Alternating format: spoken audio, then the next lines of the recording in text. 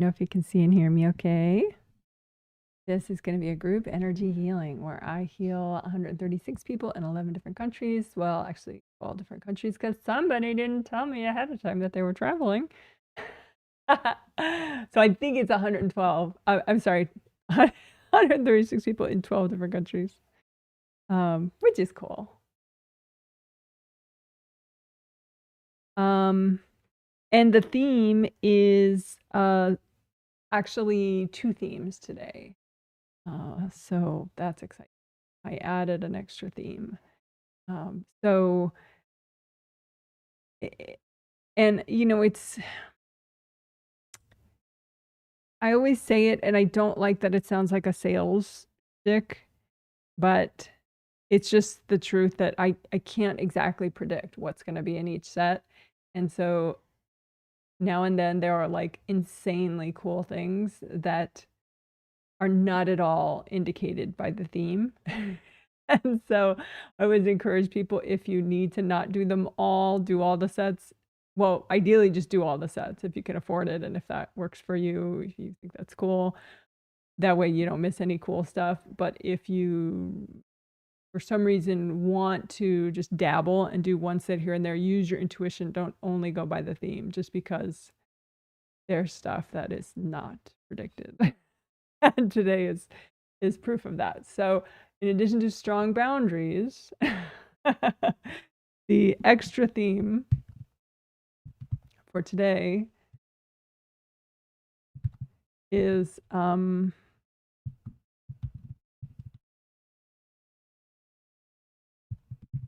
take back your dreams. So meaning dreams not as in like I go to sleep and I have dreams, but as in, you know, your dreams, your goals for your future, your aspirations, that kind of thing. So that's going to be the biggest thing we do today by a mile. But then there are about 1, 2, 3, 4, 5 other cool things that we'll be doing that are very much for strong boundaries and body functioning and all sorts of good stuff. But first, I'll talk about this surprise new theme for today. And there will be a different take back theme for the July twin set. Which again, unfortunately, seems like a big sales thing, like buy my July twin set. But it's just that the other take back one that I want to do is too big to do in the same set as this one. Like this is a big thing, this take back one. And so we'll do a different take back one in the July twin set, which is for sale on my website. And if you can't afford the standard rate, then you could choose from a financial need rate. And so hopefully everyone can do it that wants it. But so take back your dreams. What is that? It's like people can steal your dreams, which is really weird. And it's not something that many people would do, but there are some people that have either through jealousy or competitiveness or just, they're just not nice. They can take your dreams if you don't have good boundaries with those people. But there's always good news with energy healing. You can take back your dreams. And it's actually simple to do, which is exciting. So I'm very, very excited. It will be a fun thing to do. Big but fun. And I think some of the other things that we do, some of the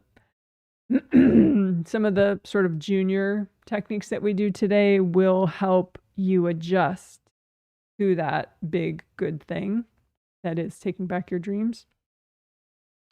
So what's an example of a dream that might get stolen?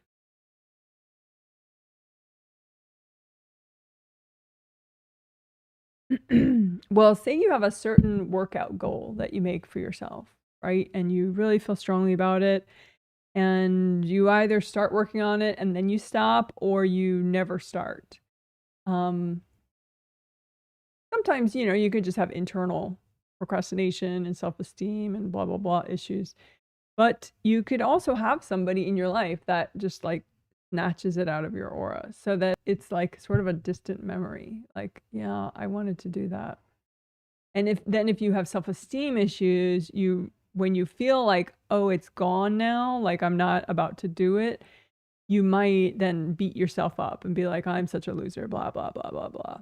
You won't really realize someone took it from you. I mean, because who would think that? So wild. But if you don't have self-esteem issues, then you could just sort of realize like, yeah, I don't feel that as strongly right now. You know, it just feels like it faded. Maybe it's not gone 100%, but like that sort of excitement and the feeling that you're in progress with it is gone. If it got taken from you. So workout goals is an easy example.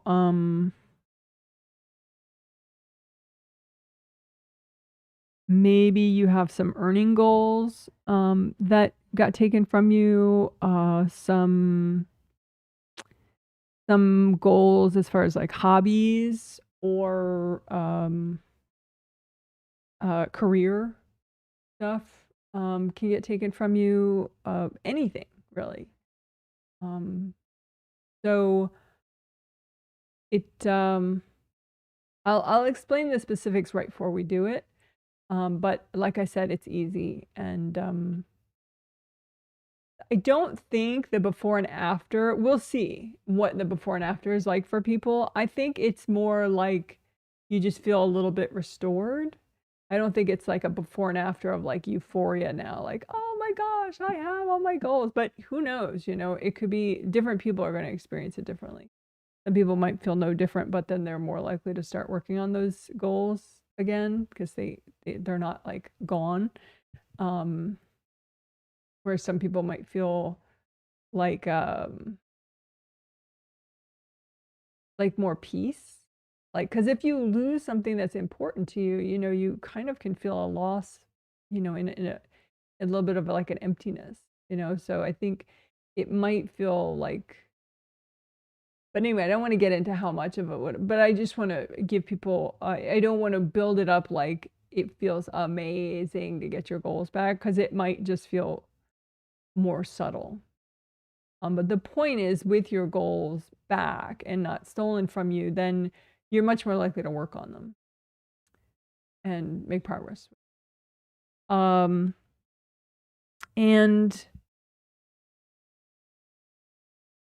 say somebody stole a whole bunch of your dreams when you were like 7 years old, right? For example. So say now you're, you know, in your 40s, your 30s, your 50s, whatever, 60s, and you get them all back. You know, you get like 25 dreams back from when you were 7, right? So part of the process, what we'll do is we run gold light through them, because a bunch of them you may have outgrown. And then, you know, some of them will still be valid and valuable goals for you. So the ones that you've outgrown will dissolve once you run gold light through them, and the other ones you'll just get back. So it's pretty interesting. I mean, either way, even if a goal dissolves, then you kind of, I think it's healing though to get it back and you yourself resolve it, as opposed to just someone stole it from you and that's that. You know. So it's a good thing. I'm definitely looking forward to it, and I'm also looking forward to the other take back one that we'll do in the July twin set. I do not want to preview it too much because because people are precocious, some people, and they'll end up doing it ahead of time, and some people can handle that. You know, they're very good at, some people that are either intermediate or advanced, and they're very active in working their energy. They could do both of them, both of the take back themes in one day, and it would be fine. You know, they could clear energy the next day and the next day, and, just like surf it really well. But I want to make it so that most people can surf this well by putting one in one set and one in the other set. Because, you know, I don't want to make it a requirement that to get these healings, you have to meditate every day and you have to, you know, get really good. It's just that you'll get more out of your life by meditating well each day. But, you know, I don't want to put too much in one set. So that's that. So now the junior stuff, the stuff that is cool and very theme related, but not probably blockbuster size.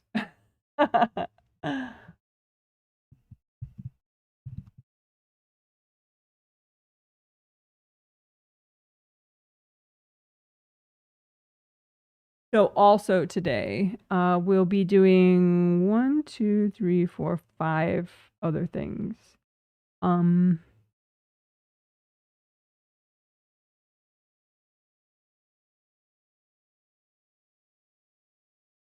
The first two I'll describe probably will help the most as far as like adjusting to having your dreams back. So the first one I think that will probably help the most. So if you're not going to do every technique in this, but you want to do the take back your dreams one, I would say also do this one little chapter that we'll be doing on chakra alignment of your major chakras, but we'll align the physical body chakras, the physical body 7 chakras separately, and then we'll align the astral body 7 chakras. I don't know which one we'll do first, but by aligning them separately and working to align them separately, you can notice more subtle issues that you have and address them, you know, and really work to like get all 7, like say physical body chakras. Maybe you don't notice that, like, you know, a couple upper ones and a couple lower ones just are like askew, you know, they're not oriented just right, you know. So you want them to like click into place. You want to get your 7th in the right place and then work each one below that one at a time until they click into place. And so I think by doing them separately, thorough, and you'll be, because I think then once you have like that extra level of alignment, it helps with surfing, you know, change and processing efficiently. So that'll be good. So that's one. The other thing that I think will be probably, you know, if you only do 2 other things, maybe, I mean, I hate to choose because they're all valuable. You could just use your intuition. You know, eventually there'll be an outline in the comment section of what we did today, and you can use your intuition and go, oh, I need to repeat that one and that one, you know. But anyway, so another one is unblocking your biker shorts area, which we do often. Well, we haven't done it often lately, but I really like it. It's just, you know, the area from like your waistline down to like your mid thigh, and the auras all around that, and the meridians within that, and the major chakras 2 and 1 in that area, and just really unblocking and helping to get you present there. I was reminded of this Unblock biker shorts area work because somebody said in their survey that they're not that present in their legs, and it looked like it was because there were too many blocks in their biker shorts area. So their astral body, you know, because you come in from the top down, so they were in here, but then there was all these blocks here, so then they kind of like were in front of their tummy area and their legs, but they felt it as a leg issue, but it was really a biker shorts issue. It's like the first place where it pops out, you know, like a zipper. You can have one tooth that's messed up and then you can't go below that. It's the same thing with the body, you know. So you're going in your chakras, and then, you know, all these blocks are here. You're like, now you're in front of your legs and stuff. So so we'll work on block biker shorts area, and I think that'll be enough, at least for that person, to pop back into their legs better and their feet better. So we'll see. But there are a bunch of people that I think that would especially help. Thank you, of course, for your surveys, everybody. If you do your survey, it's more likely that I'm going to be looking specifically at you as I plan the next healing. And the feedback really does help, even if you feel no difference. It's funny, you know, because people always say like 10 different things in their survey by accident. You know, they'll be like, oh, I feel no different. But then by the end, they've said like 3 different things that are different, you know, which is fine, you know, just write it however you write it. But yeah, the surveys are always informative. So I appreciate your time. So then another thing we will do, it's a little bit of a repeat from Thursday's healing, but a little extra, of course, as usual, is unblock sinuses. We unblock sinuses in the Thursday healing, and that's always helpful, I think, even just on a physical level. But we're going to go further with that, and stomach meridian points 1, 2, 3, 4. The stomach meridian starts under your eye, and then it goes along your jawline, and then it goes down and down, and it's very cool. This goes through the tummy. It's one of the tummy meridians. But like the points right here, 1, 2, 3, 4. So if you see like, okay, so those, like, see how it starts right under the eye, the green line, and there's 4 dots right there, 1, 2, 3, 4, before it branches and goes around the jaw. So those 4 points, we'll do those extra. So we'll do sinuses, unblocking, but then we'll also do stomach, 1, 2, 3, 4, extra, unblocking, healing, and unblocking in front of them, and the lungs. So we will, let's see, do I have a nice visual?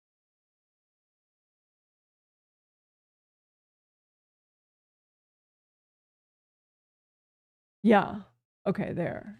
So you can see, so the upper chest, the meridians there. So like there's kidney meridian, the orange lines right there, and then stomach meridian, the green lines.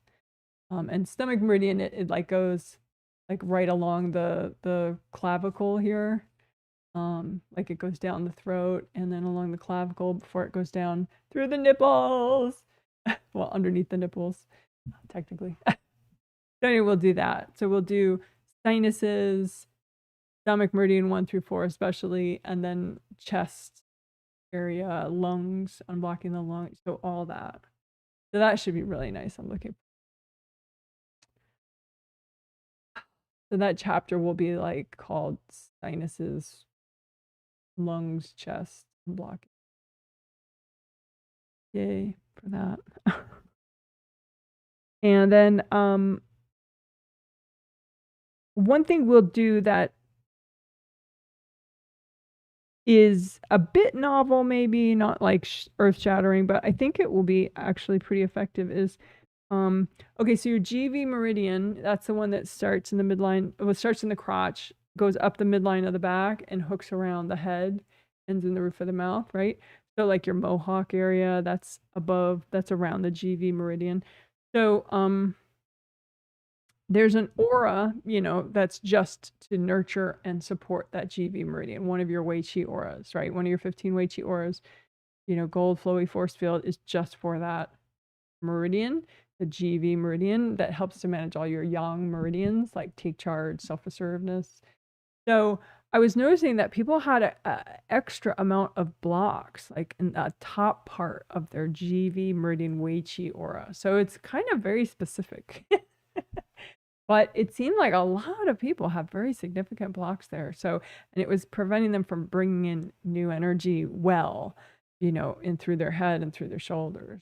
So we're going to specifically unblock the top of the Qi or the GV. We're going to unblock the top of the GV meridian Wei Qi aura. It's a mouthful. So I should...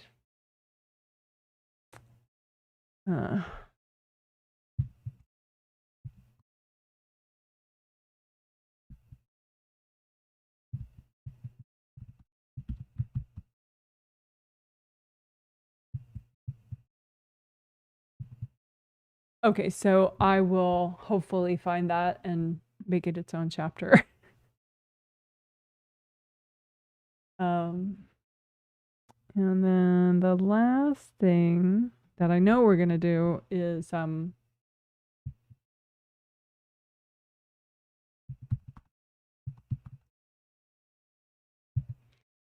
we also did 3 days ago in the Thursday healing, which is clear perception distortion blocks. And some people, they really realized like, oh, wow, I really need that. And I think other people, they didn't realize they needed it and that it helped. But I could tell it helped. So it's good. I feel like we should do it again today. So it's one of those things I like explained before. It's like it's hard to realize that you need it. It's one of those things where it's like, just take my word for it and work on it, that kind of thing. Because if your perception is distorted, you might not realize that it is distorted. So then when you clear it, something could be easier or more logical or just like it won't bother you as much, something, or you'll just be more non-judgmental and more clear-headed about something. So it's easy, super easy to do too. So always good. I always like those things. So yeah, that's all we're doing today.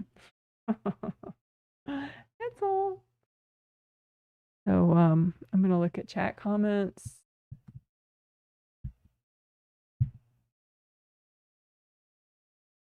And then we'll do 3 minutes of quiet. And then during that end of that, I'll start the healing. And during the healing, the whole, except for the first minute or two, I'll be talking the whole time, explaining what I do as I do it. So you could heal yourself as you watch, like use it as a walkthrough. Do what I'm doing on yourself. Even if you're a motivated newbie, I think you'll be able to do a bunch and benefit. And if you're advanced, well, then there'll be plenty for you too. Okay. So, looking at comments, we can see and hear you. Thank you. Hello. Thank you. Hey, hi from Ottawa, Canada. Hello to you. Hello from Danesville, Georgia. Well, hello to you. Hope it's not too hot there. Someone says 101 degrees and sunny, Las Vegas, Nevada. Listening and getting ready for work. Well, I hope you have an awesome day at work. 101 is a little toasty. Hope you have AC at your work. I guess you do. This is hi Janet. We can see and hear you in Chicago, 80, where I used to live for many, many years. 81 degrees Fahrenheit and cloudy. Probably humid, right? Is it humid? Chicago is often humid in the summer. Seems like. I mean, at least when I used to live there, it was. But you get used to it, I guess, kind of, sort of. Some says liked and shared. Well, thank you. Yeah, if you would give the live stream a thumbs up, or later if you're watching as a video and you haven't yet given it a thumbs up, please do that because it helps YouTube to think, oh, okay. Because I think YouTube is, I'm not earning many bonus points with YouTube because I don't encourage them to put advertising on my videos. Like I don't say, okay, I'm a, advertising partner, so I'll get a cut of the ads, but they put ads. They can put ads anyway if they want and just keep all the money for themselves. But hopefully they don't, and that way you can watch ad free. But I don't have control over that apparently anymore. They just, if they want to, they'll do it. But I'm just saying, like, since I don't encourage them to put ads, then I'm valued less than someone who does. So if you comment and you do your thumbs up and all that, that helps counteract the bias that their algorithm has. Someone says, thank you, Janet. Thankful for the AC. Yeah, no kidding. I hear Europe is having a lot of really hot temperatures and that they're less likely to have air conditioning. Of course, I have clients in Qatar and places like that are regularly like super hot in the summer. I would be interested in hearing some weather reports for Europe and the Middle East if you guys want to comment on if you're there. All right, well, let's do the 3 minutes of quiet, and I'll finish my prep during that time and say hi to everybody telepathically, non-verbally, that purchased the healing. Oh, And I guess it is humid in Chicago today. Yes. No surprise, I guess. Well, I hope you're used to it. I know when I was there, I mostly got used to it. So this is my website for anybody. Oops, wait. Put it in the wrong spot.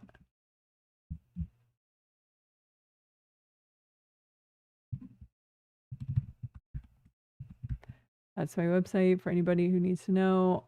So this is a little sales blurb. Like I already mentioned, the July twin sets for sale. Also, the August sets are for sale right now. The September, that blows my mind. That September is anywhere near us right now. I'm not totally thrilled with that idea. But the fact is that's just 2 months away. So soon I'll be putting up the September sets for purchase on my website, like in a week. Yeah, a week and 2 days on the 15th of July. September sets will go up on my website. It's just a little mind blowing right now for me. But anyway, so the people that I'm about to heal are the people that purchased this set of healings, this set of 3 healings on my website. And you too could buy them if you want. Otherwise, you just watch and heal yourself. And I don't heal you, which is fine. Okay, good. Wow.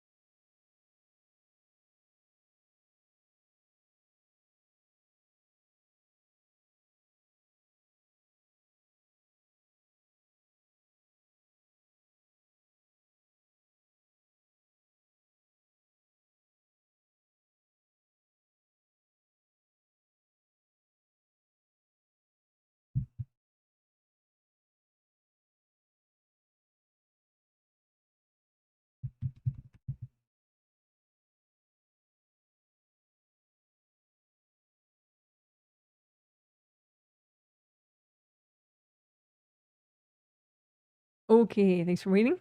So,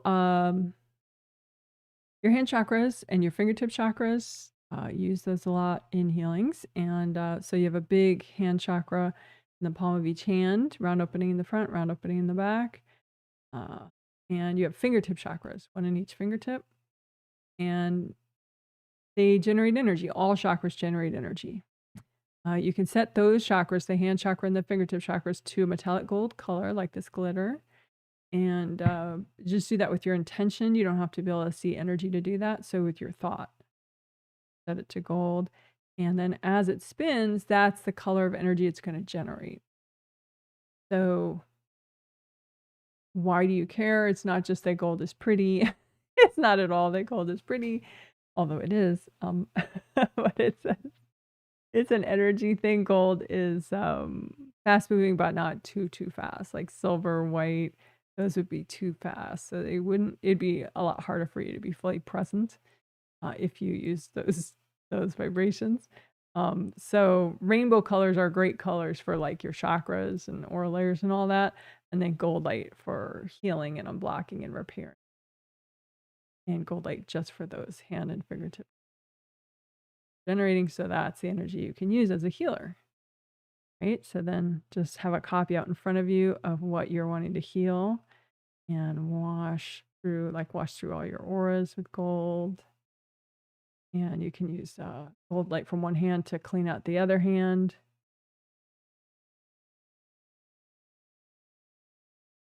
And you can have a copy out in front of you of your neck, shoulders, arms, and hands, and use gold light and heal the copy. And as you're healing the copy, you're healing yourself. So you can heal your fifth chakra. So fifth chakra, one of your major 7 chakras along your spine, round opening in the front and round opening in the back. So this is the basic chakra shape, right? So round opening in the front, round opening in the back. And blue, like medium blue or light blue, is a good color for your fifth chakra. So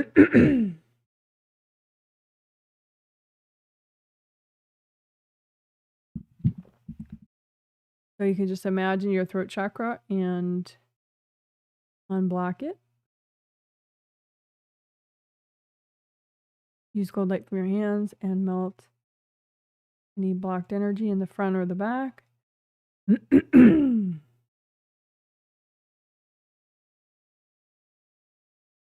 Home forward in your auras. Unblock your auras in front of your throat chakra. So you can like imagine a copy of yourself and maybe you go like that and comb outward. You could like directly do it, I guess, too. But you might not be as present if that way. Sense. Anyway, comb through your throat, comb outward, melt all the blocks with gold light.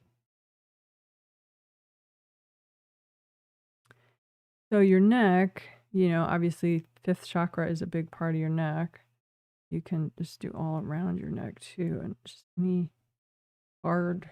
You never want hard stuff in your aura, so any hardness, just melt it away with gold light. Have any hardness around your neck, melt it away. Comb outward in all directions around your neck. Melt all the.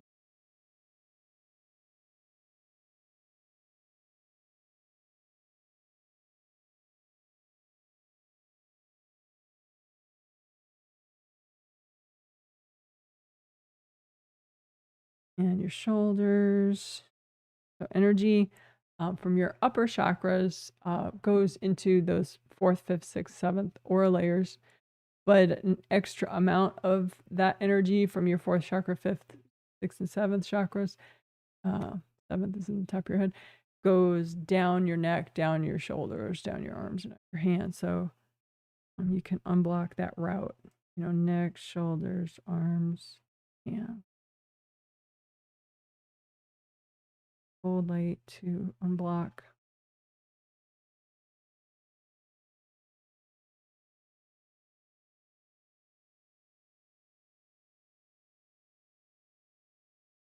And imagine your auras all around your shoulders and neck, and just if there's anything heavy and hard that you can melt away.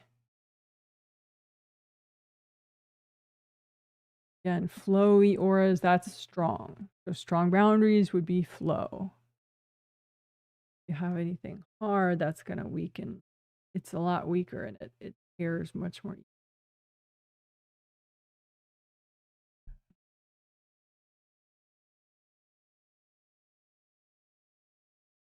You can think about your spine and your, yeah, up and down your spine. Let me get a diagram of that. Up and down your spine. You want your life force and also your body's life force to be able to flow freely and gently up and down your spine.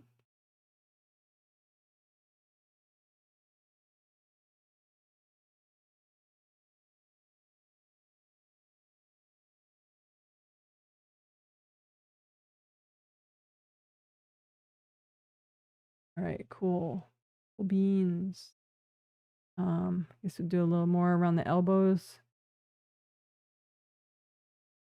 Like you never value elbows until you have an elbow issue. It seems like it's true with different parts of your body. You know, it's like, oh yeah, whatever. You know, shoulder, hip, whatever. Then you have an issue with it, and you're like, oh wow, that's a really important part of the body. So, check out your elbows as you're, going down, following the flow of your energy through your shoulders and arms, through the elbows, and down wrists. Burn off any, you can have hard things within the wrist, but also around the wrist, like handcuff type idea. Melt all that away.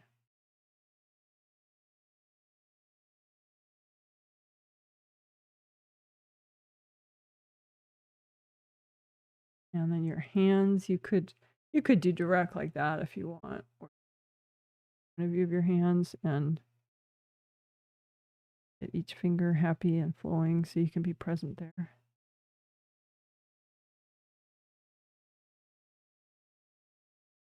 And you would think, well, who cares about your fingers, but fingers are cool for feeling energy and also generating energy with the fingertip chakras. And then also you have meridians that either begin or end in your fingers, which is pretty.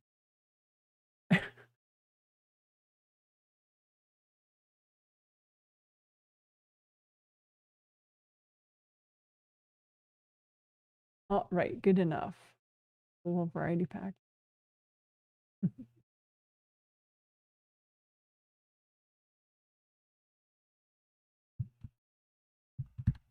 So now we'll do some more grounding.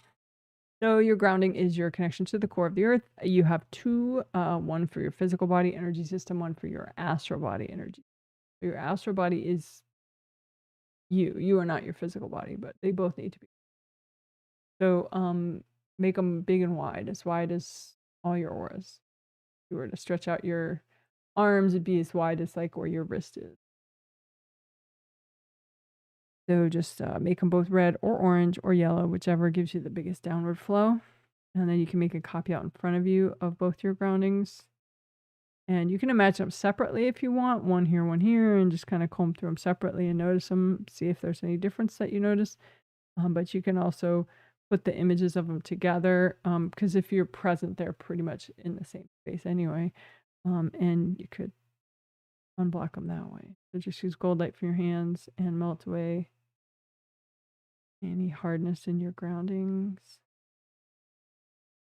Indie grounding is where you use gold light and run it through the outer surface of your groundings and melt away anywhere someone else connects to your grounding.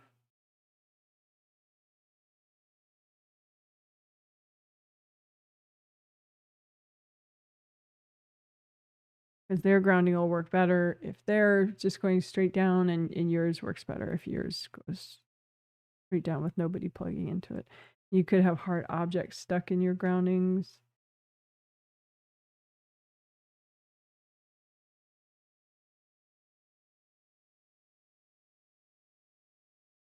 You can say, angels, if there are any invasive beings messing with my grounding, can you please recycle them?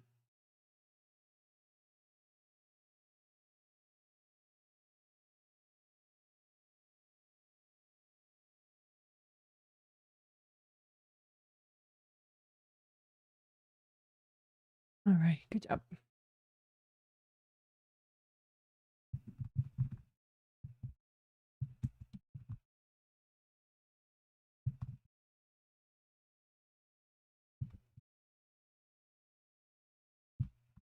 Okay, so you have 17 auras, your astral body aura, your physical body aura, and then 15 auras called Wei Qi auras. Wei Qi is strong boundaries energy. So they're all around you, above you, below you, behind you. Yeah, right. So you just imagine copies out in front of you of all your 17 auras and comb through them with gold light from your hands. And you want to check for rips. So the rips can be giant, like a big, valley, or they could be like very narrow and deep, like little sword puncture wound things. So you just check, oh yeah, okay, I need aura repair, and then you go ahead and do it. So you could do it locally, like one issue at a time, one location at a time, or you can do them all at once, which is what we're going to do right now. So that's composite copy technique. So you create an image of a rip and you say, okay, well, this represents all the rips in all my 17 auras. So as I repair this rip, I'm repairing all those rips at the same time. So you make your composite copy rip, say, okay, well, it represents all the rips that I have. And then you want to clean it out first so that it properly repairs. So you clean it out with sticky gold wax from your hands. So that's gold light that sticks to everything that's not you. You can remove it as a lump. So sticky gold wax, fill up the rip, lift out all the stuff that's not you in that rip and give it to your angels. Angels, here you go. Sticky gold wax, lift out all the junk at once. Angels, here you go. So what is that junk? Hard objects that people have thrown at you. Invasive people's energy, invasive beings' energy. So just, sticky gold wax, lift all that junk out at once. Angels, here you go. So you should be able to make good contact now with the ripped surfaces of your auras. So then just keep using gold light so that they grow back. And you can say, angels, if there are any invasive beings in the way of this repair, can you recycle them?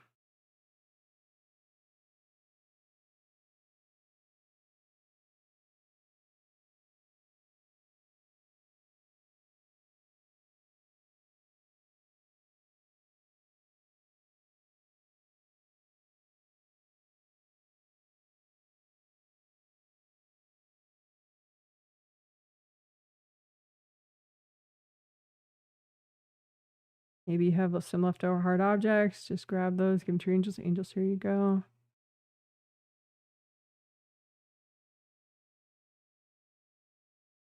So that probably repaired most of your rips, but you may have a few left over that were a little stubborn. So we can do it one more time quickly just for those leftover rips. So make an image of a rip and with your intention say, okay, well, this represents the leftover rip you'll have.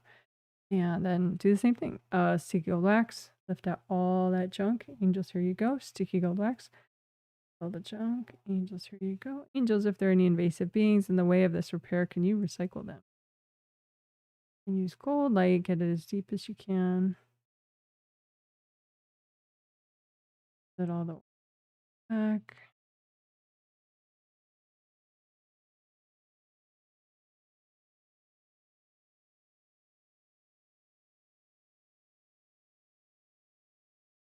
And you could have some hard objects that you have a blind spot about, maybe because it's from somebody that you think is nice or whatever. It's just, for some reason you have a mental block about it. So just lift out those hard objects that are still there that you didn't notice. Angels here. Out, angels here. Wait, heal just a little bit more. So angels, if there are any invasive beings in the way, can you recycle them? All right, good job. So then just check the outer surface. You're checking for any little leaks that are left over. And if you find any, just use gold light and heal there extra. You say, angels, if there are any invasive beings in the way, blocking full repair, can you please recycle them?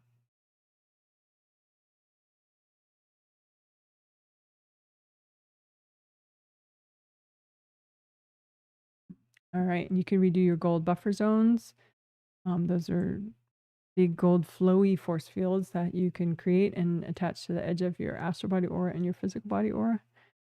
And if you recreate those often enough, which you can just do in an instant, then slows the rate of aura damage. Because it's like a buffer. So people have to whack through that to start creating real damage in your actual physical body and astral body. All right, good job. So we're doing the 5 essentials right now. We've already done grounding and aura repair.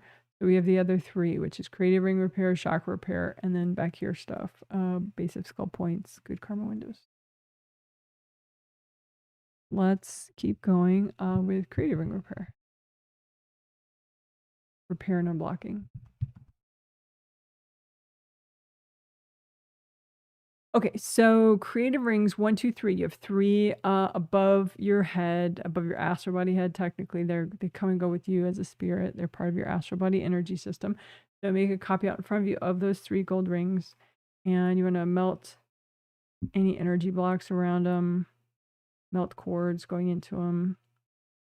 You can imagine any invasive beings that are hooked into your creative rings or wrapped around them. Just imagine them all lined up in a row. Just say, angels, can you recycle all these invasive beings? Or if you don't like imagining them, just say, angels, can you recycle any invasive beings messing with my creative rings? Now, your creative rings, they have flaps, just like the round openings of chakras have flaps. And so you want the flaps to relax and fall shut, but they can stick out like this and poke out if they're irritated. They'll all pop open. So you want to melt enough cords. This is like a top-down view of one of your creative rings, any one of your creative rings.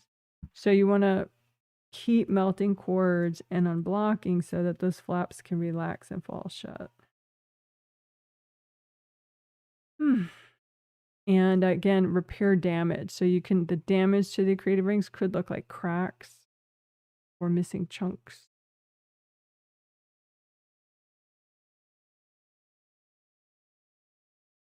And say you can't see at that level of detail, and you're like, Janet, I have no idea if I have cracks. Well, just imagine out in front of you the most damaged part of your creative rings, and then use a lot of gold light right there. You know what I'm saying? So like, say,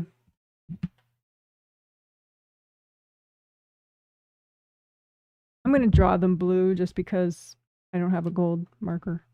But say this is your top creative ring. I'll show you in a sec.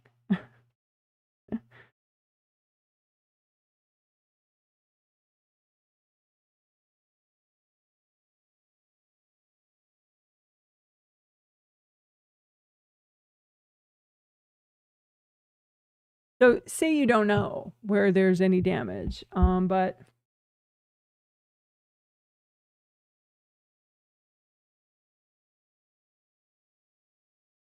say like this is your top creative ring and it's damaged in those 3 places, right? Hard objects get thrown, and so you have cracks and like little missing chunks right there where I drew the line.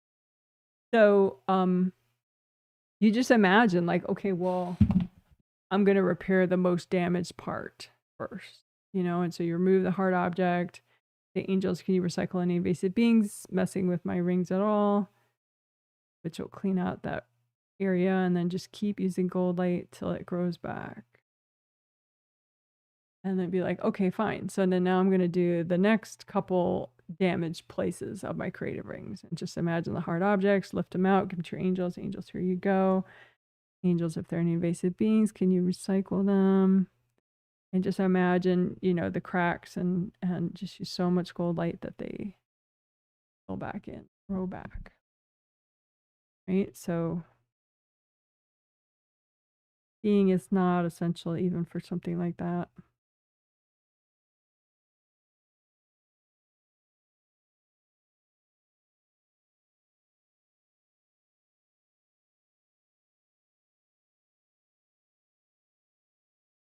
Right above your creative rings, you can have energy blocks, and it gets in the way. So unblock your auras above your creative rings.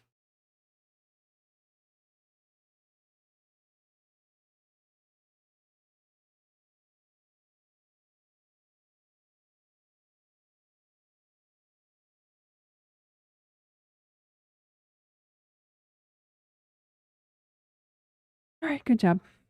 Good job.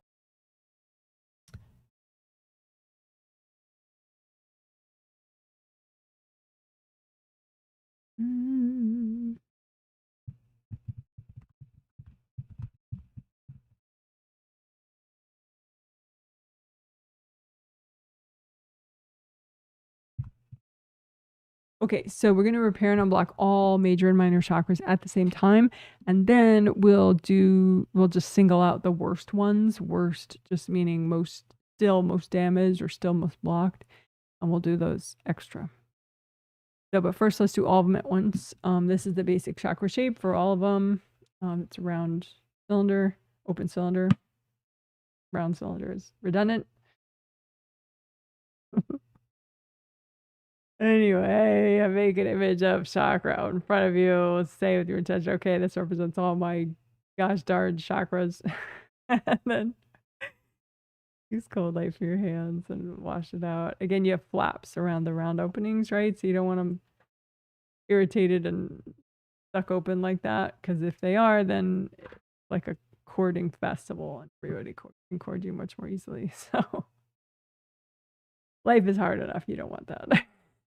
So just melt the blocks around the round openings, melt cords from other people.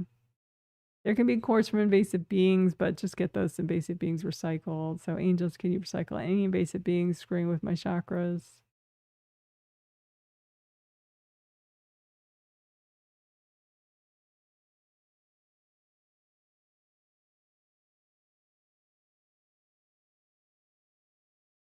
You can have energy blocks wrapped around the outer surface of your chakras or stuffed inside too. So imagine the ones stuffed inside your chakras and just melt those with gold light. Your intention is you want to melt as much as is healthy and gentle to clear right now. So I feel like it's better just to be aware of what's healthy and gentle to clear, and then also clear everything you see. So, and also you can lift out the block so that the copy is still here, but you lift out all the junk that's good to get rid of right now, and then just blow it up or melt it away. Lift out the junk, blow it up or melt it away with gold light.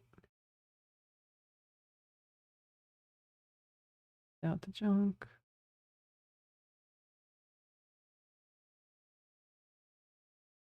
Then you want those flaps to relax around the outer round openings. Let the flaps relax so it's nice, a nice smooth surface.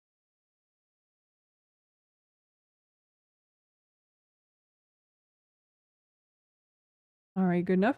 So that's repairing all your chakras at the same time. So major chakras, minor chakras, including acupuncture points in your physical body, all sorts of good stuff. So now we'll just do the worst chakras, the ones that are currently still the most unblocked and or the most damaged.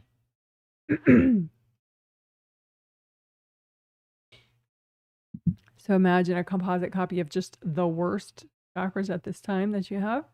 And use lots of gold light. You can even bring up red earth energy and then orange earth energy and yellow earth energy straight from the core of the earth, and just soak those chakras in those colors of earth energy, and then lots of gold light. Lift out the blocks, melt them away, lift out the blocks. And it could be a lot of people are cording these blocks, so melt the cords from the blocks and then melt the blocks. Lift out the blocks, melt people away, melt cords. So the damage can look like there can be devices like, well, there can be like devices like hard things clamped on, or there could be just hard objects that were thrown.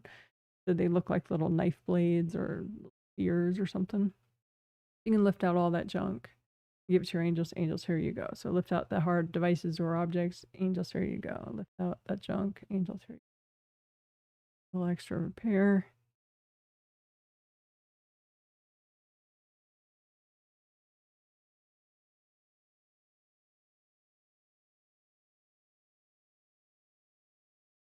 All right.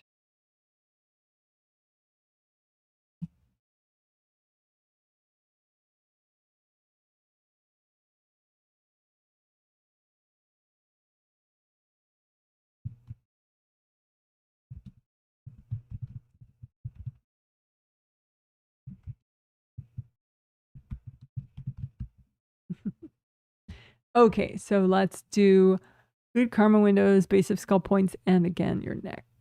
We did neck work when we, right at the start, when we worked on hand chakras and shoulders and arms.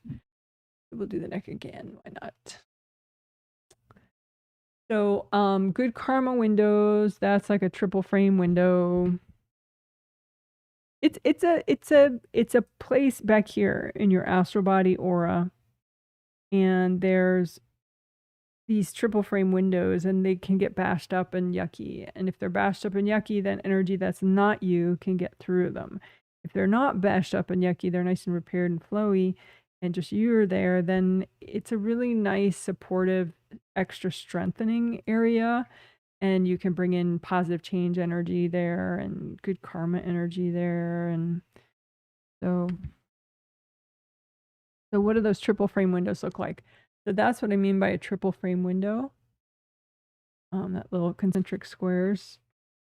And so they're in your astral body aura back here. So 1, 2, 3, 4, 5, 6, 7. So there's one in each astral body aura layer. And so you just run gold light through them. And even if you can't see them, just use gold light. And your intention is, you're just unblocking and repairing and getting rid of anything that's not you in that area. You can repair them one at a time if you want.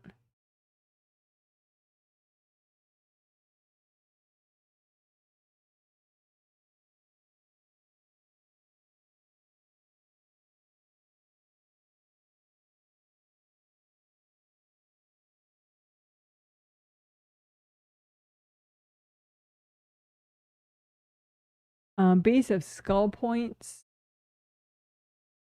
So that's a diagram showing them. There's 2 rows, like 2 horizontal rows, one at the level at the top of the earlobe, one at the level at the bottom of the earlobe. So those rows of dots on the diagram, that's what I'm talking about, the base of skull points. So they're acupuncture points, so they're little chakras, and they're nestled within those meridians.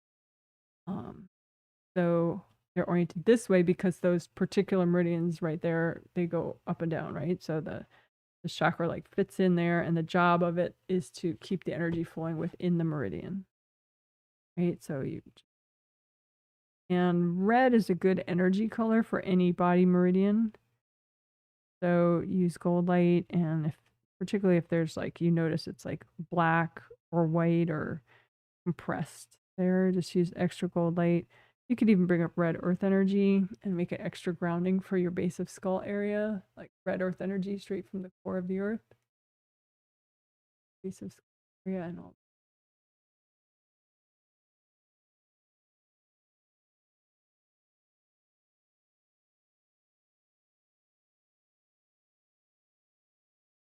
And you can comb through your base of skull area outward to the auras back there behind there, and just gather up everything that's not you, that's healthy and gentle to get rid of. Comb through, gather up all the junk. Say, angels, can you recycle any invasive beings plugged into this junk? Breath. So then it's just a bunch of energy blocks and cords from people at that point. So just melt the cords from the people using gold light, and then melt the block or blow them up.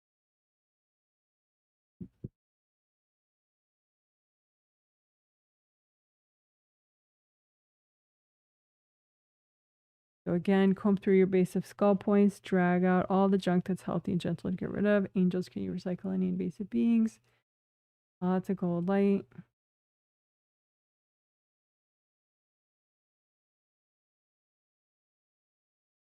Melt cords from people, melt everybody's energy out, melt the blocks away or blow them up.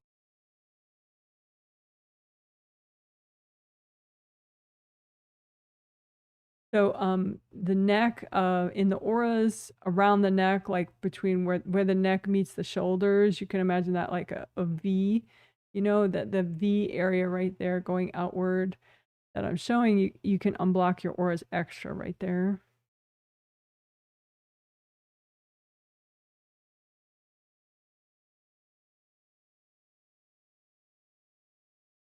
Any hardness in any of your 17 auras in that V area.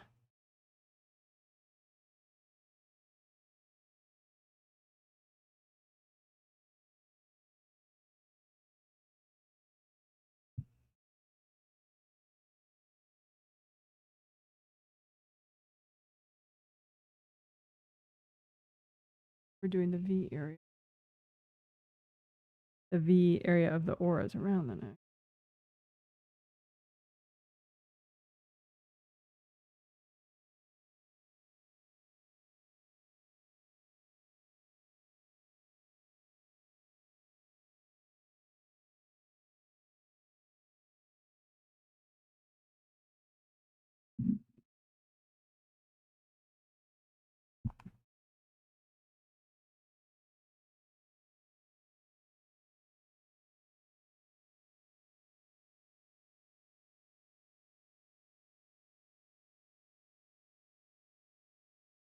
So just, you can unblock again the auras around your neck. Any hardness directly behind your 5th chakra. The 5th chakra again, round opening in the front, round opening in the back, right there. 5th chakra has to do with peace of mind, communicating with your angels, communicating with yourself, just your own inner thoughts, and also communicating with others, both non-verbally with telepathy and consciously with like emails or discussion verbally. All 5th chakra.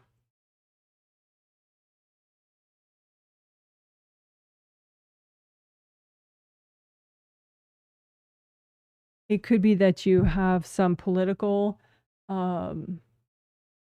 energy dumped around your neck, you know, in the path of your 5th chakra. You can look for any chunks, politically related chunks of energy. People can get very invasive when they have strong feelings about something. So melt everybody's energy out from in front of and behind your neck, especially any political messages or any other kind of, you know, argument debris. Maybe you were in a conflict with a neighbor or a relative, so just or an ex. Comb through in front of and behind your neck and melt away that energy that's not yours.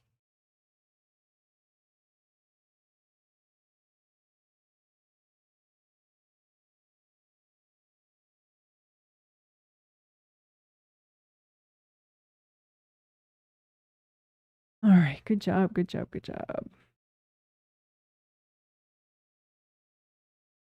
Woohoo.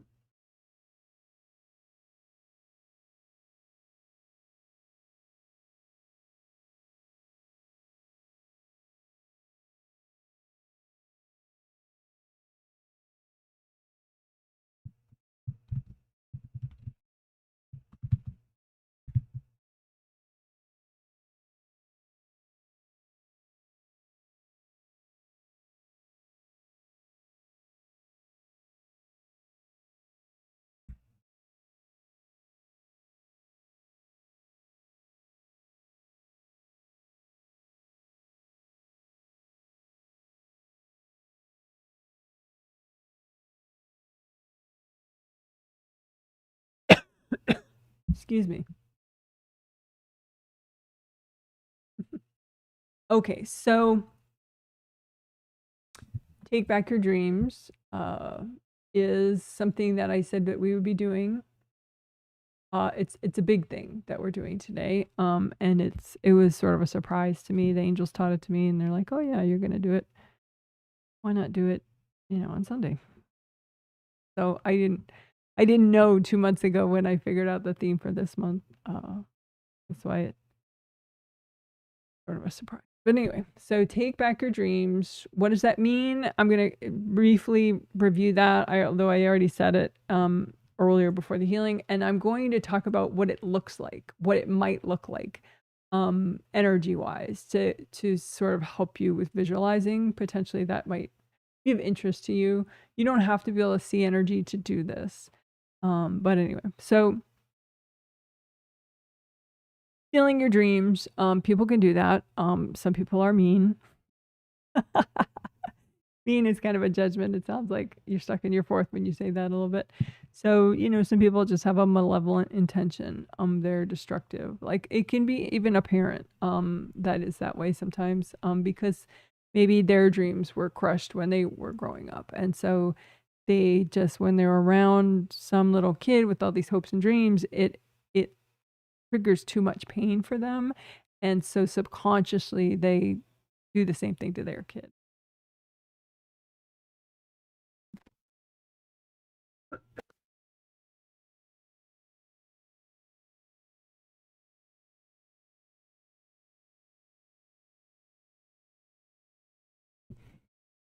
So I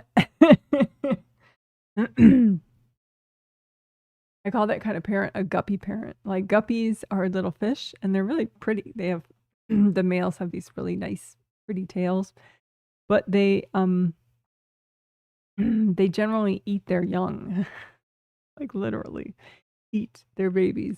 And even the mom, as she's giving birth, like the baby like drops out like alive. It's like folded in half inside her body and it drops out and it kind of unfolds itself. And if she can get to it before it wriggles away into like some plants, she'll eat it, which is insane. But you know, whatever. That's some species do that. That's whatever.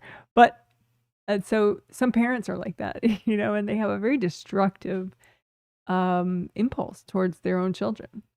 So anyway, you know, but you may have like a guppy sibling or something, you know, that was like that, or a guppy ex-husband or whatever, you know, that just has a very destructive impulse towards you. Maybe only subconsciously, maybe consciously it's just a little bit of jealousy or bitterness or something. But anyway, so that's you know, and they can literally take your dreams. So it's like meaning your goals, your plans. So how might that look? Well, you know, you can visualize things in infinite ways. So that's why it's like it's just a one way you could see it. So if you see it a different way, that's fine. You know, it's interesting. But you could see like one of your dreams as like a, you know, a scroll, you know, like if you roll up paper into a scroll, right? So it's rolled up paper and it's gold.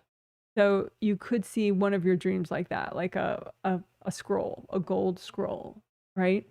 And then if someone takes it, what does it look like in their space?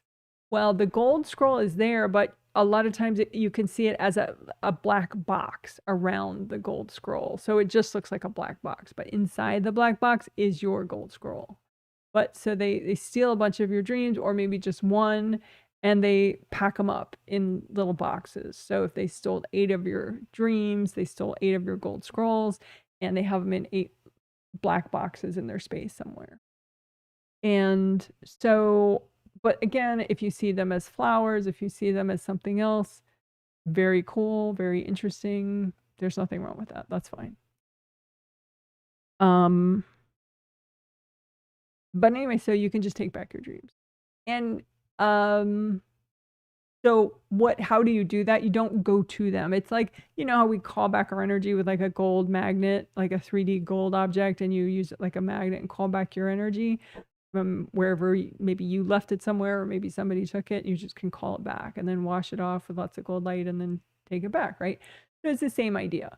You just call it back, and you can actually call back the box too. So you call back the whole thing, the box, and even though they made the box, but it seems like the angels are cool with you calling back the box too. So you call them all back, and then you use gold light to melt the box, and then you use gold light and run it through all the scrolls, and some of them will just dissolve, and you'll get the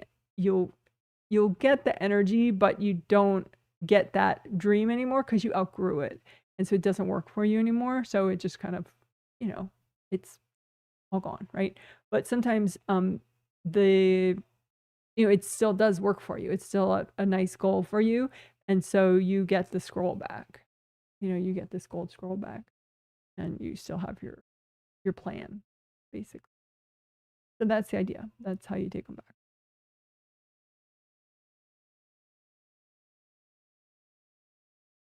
Someone asked telepathically, well, would you get less backlash if you didn't take back the black boxes? You know, would that be like more subtle and less jarring for the stealer, the thief? But the angels say no, not really. So then telepathically people are concerned about the backlash, like, okay, well, but this person's so unkind, you know, if I take back the whatever 10 dreams that they stole from me, how badly are they going to beat me up then for the next, and how many days? Because I don't want to deal with that, blah, blah, blah, blah, blah.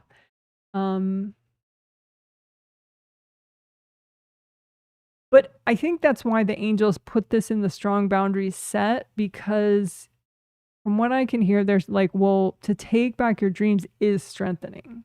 So now you have stronger boundaries with that person automatically by taking back your dreams from that person.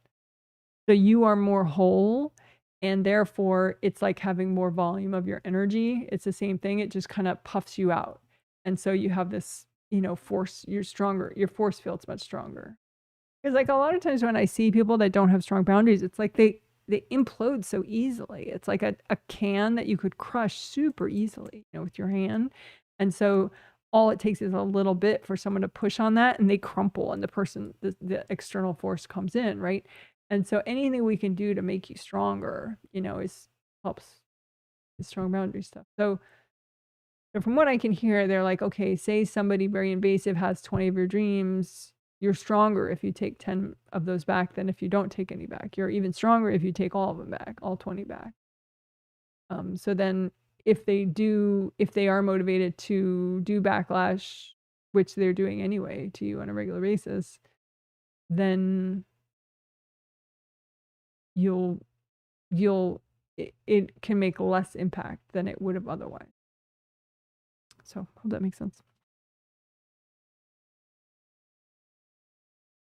Somebody else asked telepathically, well, should we like melt cords to your backlash people first? But the angel said, not really, because they're going to notice when you take back your dreams. So uncording them, I mean, it's good practice, but it's not going to make it less noticeable to them. It's going to happen. So anyway, let's do it. And obviously, you know, we'll ask the angels to help you be aware of what's healthy and gentle to do right now. But it seems like the angels are saying it is inherently healthy and more gentle to take all your dreams back than to not do it. Because to not do it just makes you deficient, and so you're more likely to crumple. Let's do it. Doing. All right. So we're not going to take back your dreams from everybody all at once. We're going to, especially the first time, we'll just do it from one person at a time. Just so you can like kind of enjoy the process and you know, get comfortable with it, right? So first we'll just check your grounding, right? And make sure you have a nice big wide unblocked grounding. So wide as like my wrists, you know, off camera. But that's if you let your auras expand fully so that you have good flow, they're going to be that wide. So then just let your groundings be that wide also, and let your groundings come up high as your third chakra. So where is your third chakra? Is right below your ribs, right there at your solar plexus. So right below your sternum bone, which is a bone. That's where the third chakra is, right? So bring up your groundings that high and comb through them, melt away any blocks in your grounding. You can say, angels, if there's any invasive beings making me less present with this, can you please recycle them? You can say too, angels, if there are any invasive beings that don't want me to take back my dreams and my goals, can you please recycle them?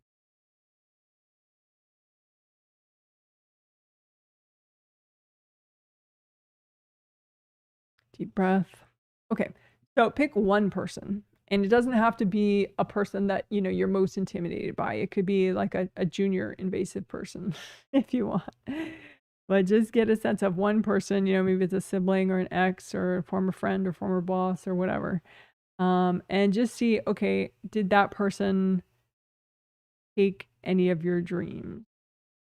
And if they didn't, just then find somebody. Just imagine somebody, but you don't have to know who it is, because maybe consciously you're a little blocked about it. So you just say, okay, well, this is Joe Thief. You know, this is somebody who's taken some of my dreams. And then see how many dreams they've taken. You know, like imagine the gold scrolls and the black boxes, or however else you want to imagine it.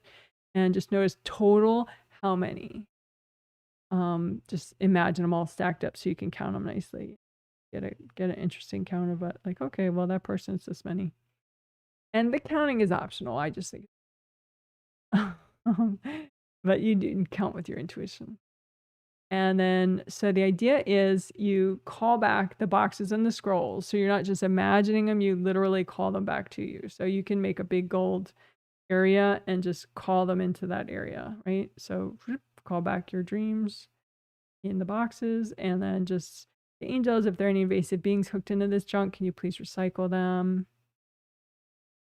And then you're going to melt all the black boxes, melt everybody away from the black boxes, you know, so no cords, melt all the cords, and melt all the black boxes.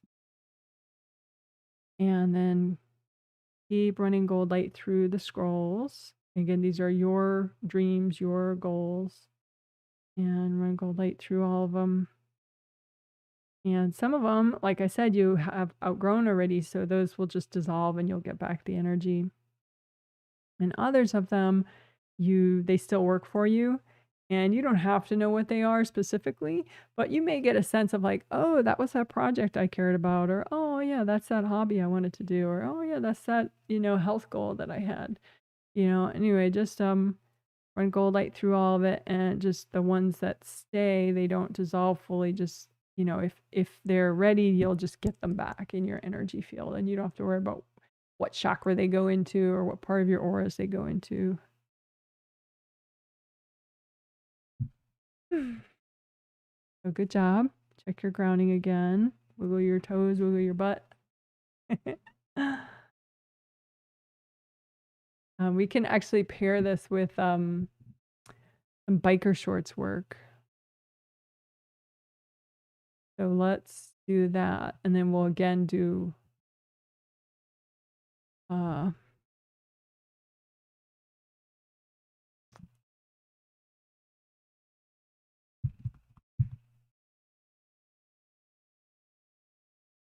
so we'll unblock biker shorts work, and then we'll go back and do more of this taking back your dreams stuff.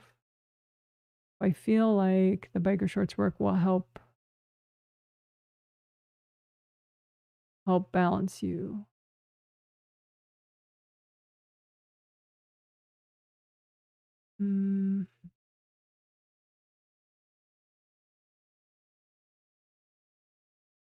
Okay, there we go. There's my favorite images there.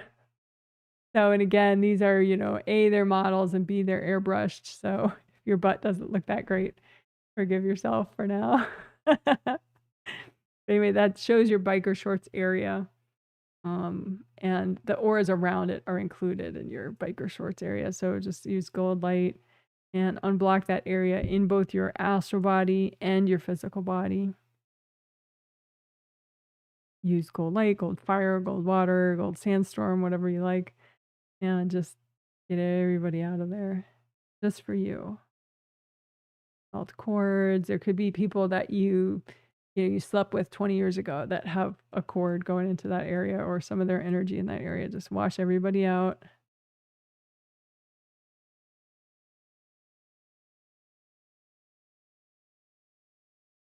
People tend to like to subconsciously reminisce, and so they don't know that they have some of their energy still in your biker shorts area, but it gets in the way, so you can just wash them out. Let them reminisce in a non-invasive way. I just wash everybody out of your biker shorts area, including the auras around that area. And your lower back there, your auras behind your lower back. Get some really hard block there. Melt those away.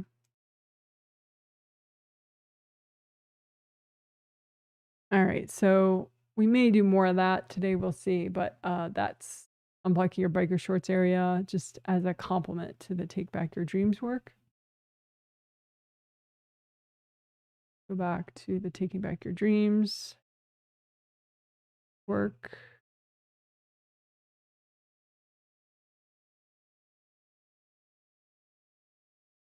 Okay, so we'll do more. So pick a different person. Mm, well, the first time we did a specific person. Yeah, we'll do another specific person, and then we can do like a generic, bunch of dreams at once from different people. But you can pick another medium level person if you're too intimidated by the most dream stealing person in your world. But if you want, you can just do the most dream stealing person in your world. Just imagine how many dreams have they stolen, and just make a big gold area and call them back into that area. So all the black boxes with the gold scrolls, they represent, the black boxes they created, but since it's around your dream, you can take back all of it. And just don't go into their space, just call it to your gold area. And say, angels, help me do this in a clean, safe way. Yeah. The angels, if there are any invasive beings hooked into this junk, can you recycle them? And then just use so much gold light that the black boxes melt. So then you just have the gold scrolls. Wash everybody's energy away from them. And then as you do that, as you wash gold light through the gold scrolls, the dreams that you have outgrown just dissolve and you get the energy back. And the dreams that still work for you on some level and are helpful for you, dreams meaning goals, then those stay as, your gold scrolls or however you're imagining them, but you get them back. They just kind of go wherever they belong, in one of your chakras or part of your aura, wherever.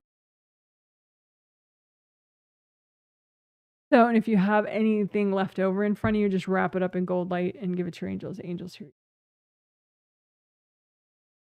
All right, good job. And we'll do another little biker shorts area unblocking just to, again, help you adjust and be really present with that shift. So comb through physical body and your astral body in that area and your auras around.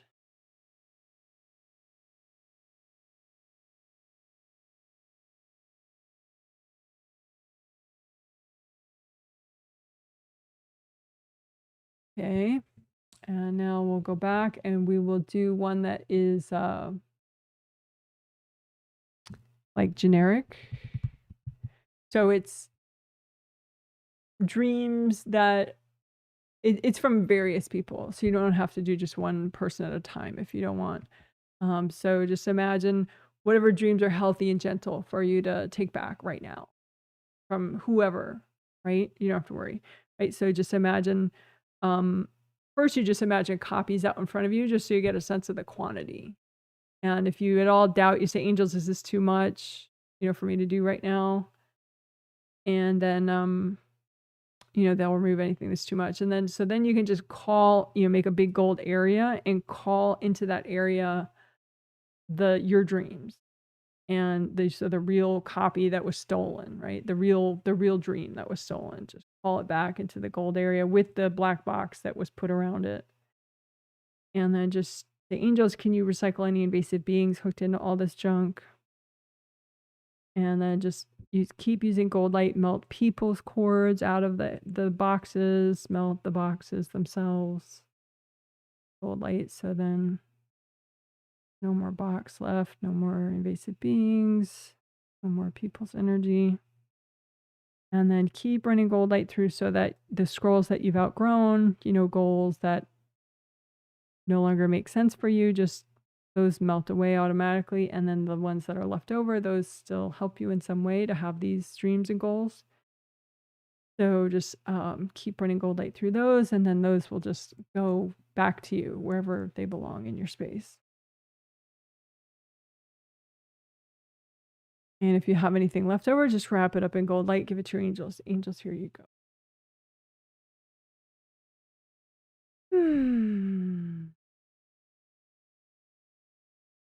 Good job, good job. A little Celebration there. Good job, good job. You're a rock star. So now the one that I said is probably the most helpful for just sort of adjusting, in addition to the biker shorts work, which we just did twice.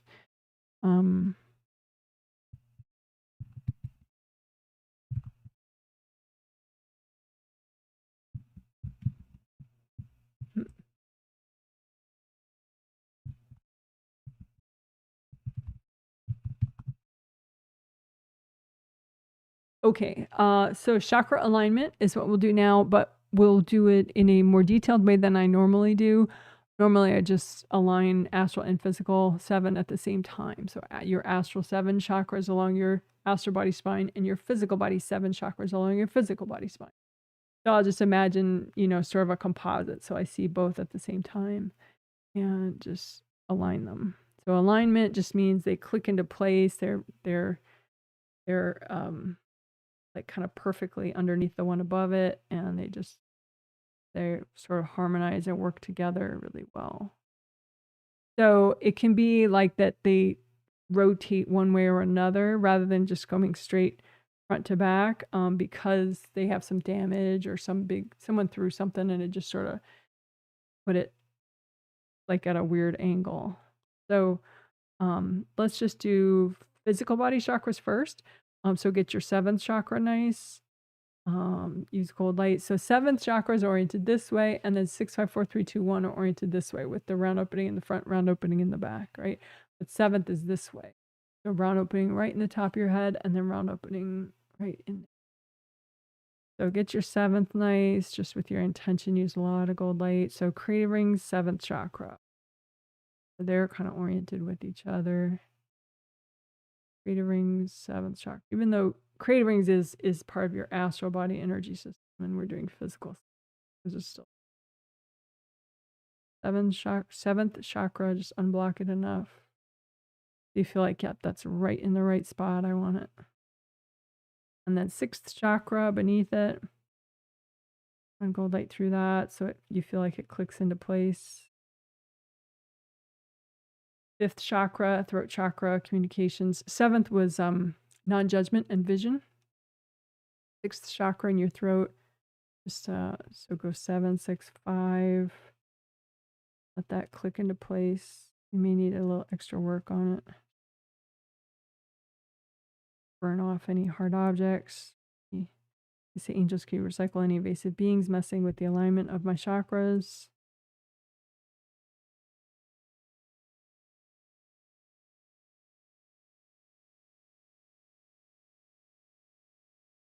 Physical 4th chakra. 4th chakra is the center of chest. Enthusiasm, motivation, self-love, self-care, positive thinking, optimism. Unblock that enough so that clicks into place. 7, 6.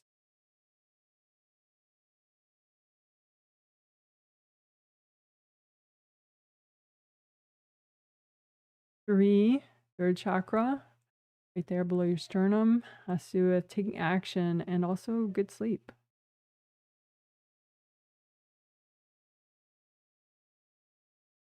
7, 6, 5, 3. And again, we're doing physical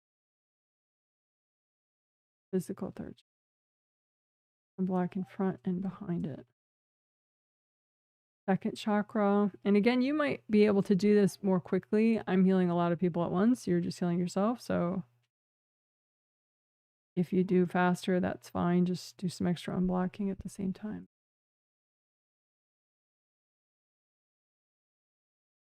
You can think about the flaps too if you have extra time. If you don't want the flaps sticking open. So just keep melting cords, relax so that it's nice and smooth there. There's no flaps sticking. Flaps sticking out would look like that.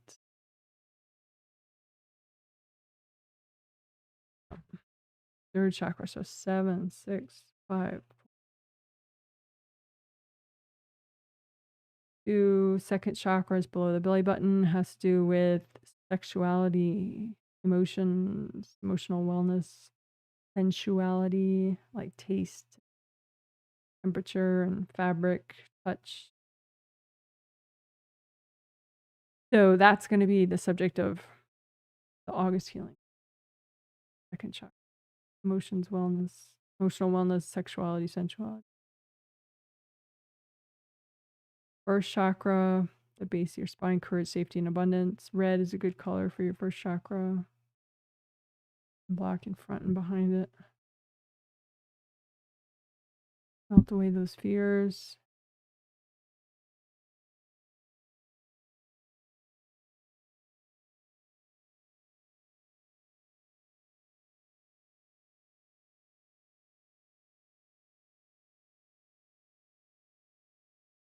So double check 7, 6, 5, 3, 2, 1. Okie dokie. So now astral 7.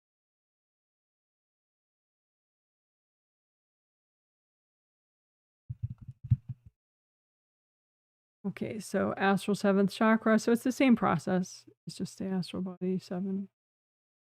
So get that 7th chakra nice. Purple is a nice color for your 7th chakra. It's oriented this way. Round opening the top of your head and round opening the bottom of your head in there. Set it to your favorite shade of purple if you want, or whatever shade of purple can help you with your day.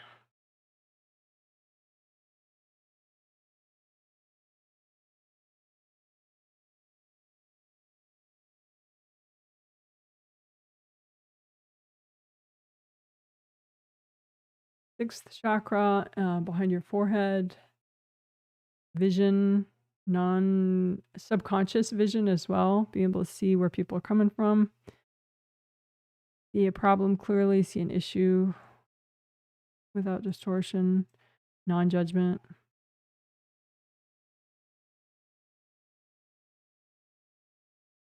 So unblock your 6th chakra. So 7, 6. Unblock it and run gold light through it until it clicks into place, clicks into alignment. 5th chakra in your throat, communications, inner voice, peace of mind, hearing your angels. 7, 6, 5. Unblock it until it clicks into place. Astral body, 4th chakra. So right there, center of chest, in your astral body. Motivation, self-love. Green is a nice color for your 4th chakra. Set it to your favorite shade of green. Unblock. 7, 6, 5, 4. Astral body, 4th. Let it click face. Home in front of your 4th chakra. You could have just a giant rock with an energy block in front there. Just melt it away. Blow it up.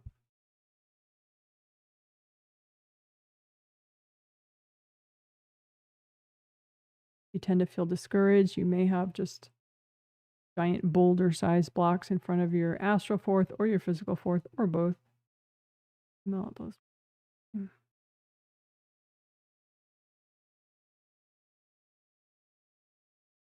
The angels, if there are any invasive beings messing with this process, take with them. So astral body, 7, 6, 5, 4. Let it click into place. 3rd chakra. Astral body, 3rd chakra. So quality of sleep, taking action, time management, useful things. Let your 3rd chakra click into place. Astral body, 2nd chakra. So sexuality, emotional wellness, sensuality. Let's click into place. Burn everybody out with gold light, gold fire, gold water, gold sandstorm. Like,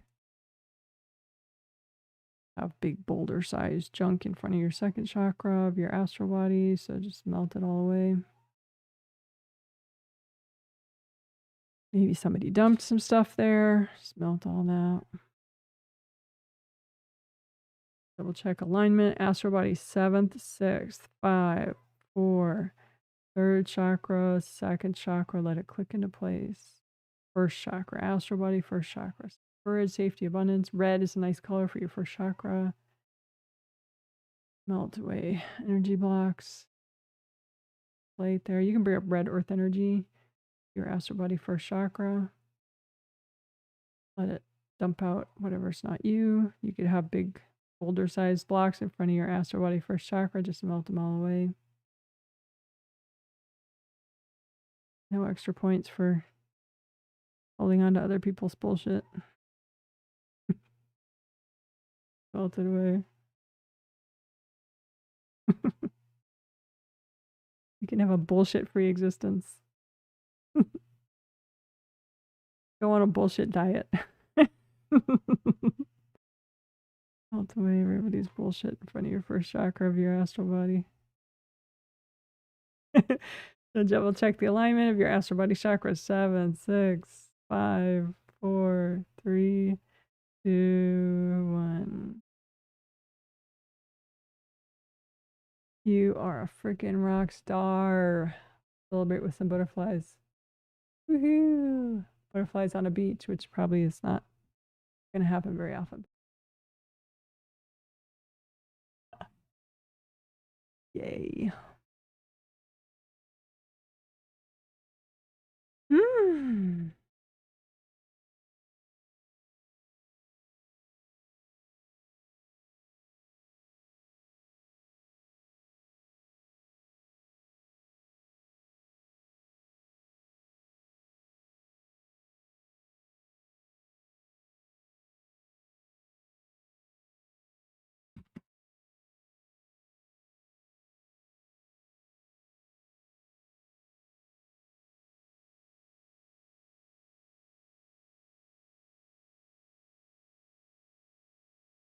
Okay, I'm going to change the backdrop a little bit.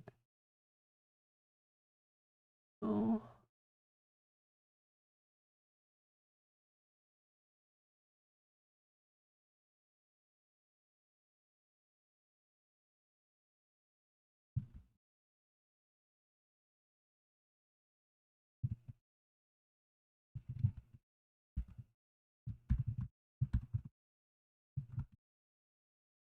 Okay, so this is very specific. We're going to be unblocking the top of your GV meridian Wei Qi aura. I noticed a lot of people needed it. So I think, owning your space is it's a very self-assertive thing to do, this is me, mine, I'm not going to get crushed, right? Here I am. I'm not throwing energy at other people. I'm just, I'm owning my space, right? So you have 15 Wei Qi auras, right? And they have gold flowy energy. And, but I just noticed that, there's like big hard deposits in the top of a lot of people's GV meridian Wei Qi aura. So GV meridian starts in the crotch, goes up the back, midline of the back, hooks around the roof of the mouth. GV meridian, governing vessel meridian, helps to manage all your yang meridians. So self-assertiveness, taking charge of your own life. So for some reason, there were a lot of blocks up there. So just imagine that one aura that, it's all around you, just like all your auras, but it's just the one for your GV meridian. And just check out, see if you have any blocks and like from your shoulders upward, whole area, and just melt away any blocks. The angels, if there are any invasive beings in this area, can you please recycle that? And just blow up the blocks, melt everybody out, melt the words. If you're healing someone else, don't blow up their stuff, just use light so it completely.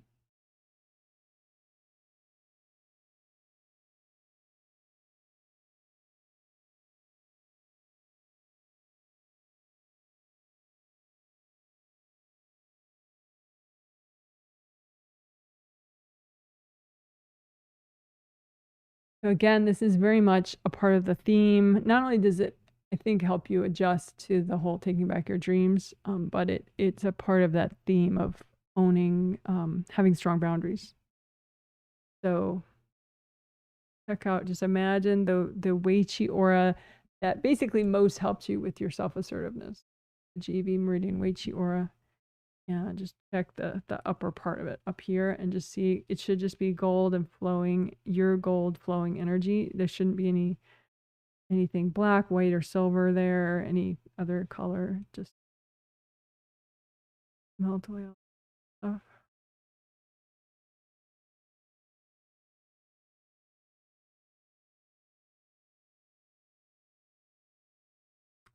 You can comb around your neck in your GV meridian Wei Qi aura. Whole mohawk area, extended mohawk area, we'll say, like your mullet mohawk area, including the back of your neck. A mullet haircut is like an old guy's haircut that looks really weird, that they had like longer hair and they had like shaved here, so it was a mullet haircut. So you can unblock your mullet mohawk area of your TV meridian Wei Qi aura. So basically behind your neck.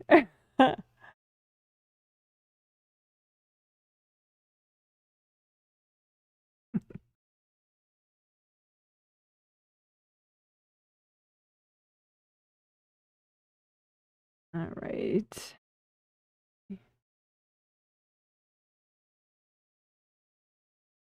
All right, good enough.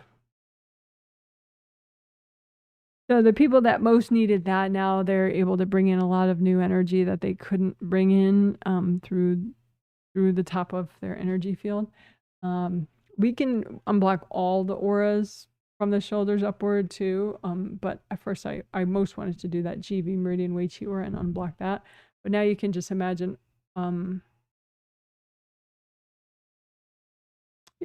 all of them at once, all 17 from the shoulders upward, and just check, find any blocks, and just melt them away. Including if you have a bunch of junk stacked up on above the top of your auras. So like for Akudal, say this is the top of her aura, then she might have stuff stacked up here that people dumped on her, but her aura was too strong so it didn't get in, but it just is there in the way. So melt away anything stacked up above your auras.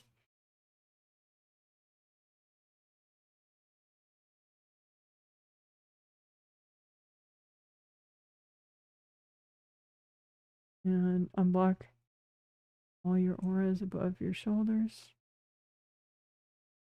Head.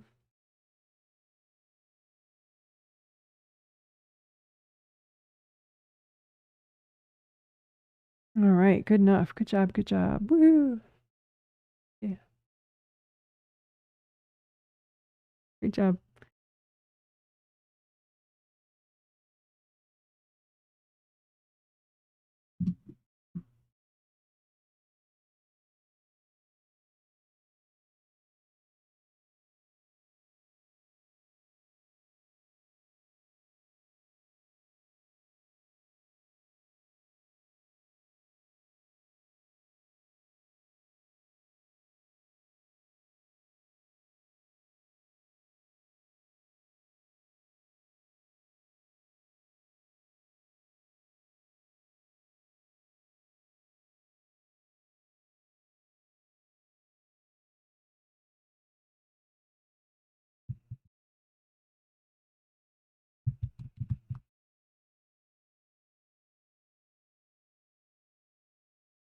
Okay. So which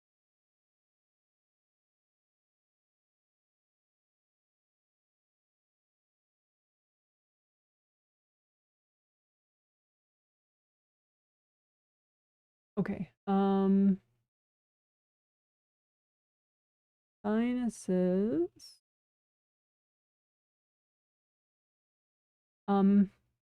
So those are your sinuses, those colorful parts of the diagram.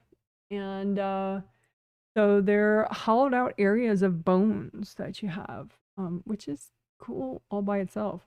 And then your nasal cavity is like this empty area behind your nostril. In there behind your nostrils, it's shown as like a pinkish color in the diagram. It's not as obvious, your nasal cavity. But so we're going to unblock all that, your sinuses and your nasal cavity. And especially also your auras in front of there, all 17 of your auras in front of there, but then also your lungs and your chest meridians and that whole area in there, and then your auras in front of there. So sinuses, chest, neck area, unblock all of that in and in front of. and behind up while we're anyway. Okay, so let's do it. Sinuses, bring gold light, and you can use red earth energy too, straight from the core of the earth. Bring it up if you want, but you can use gold light. And you have there's one of the sinuses, the sphenoid sinus. It looks like a little red bean there in the brain. That's a little hollow cavity within the sphenoid bone. Sphenoid bone, if I had to pick one bone, might be my favorite bone. Body, maybe. It goes like from your temples to behind your eyes. It's like a super cool shaped thing. But anyway, so you have two little empty cavities in the sphenoid bone that are your sphenoid sinuses. You run gold light and red earth energy through there. All these places you want to be just for you, only for you. So it could be somebody dumped some pain or some worry in there. Just use lots of gold light and melt everybody's junk out.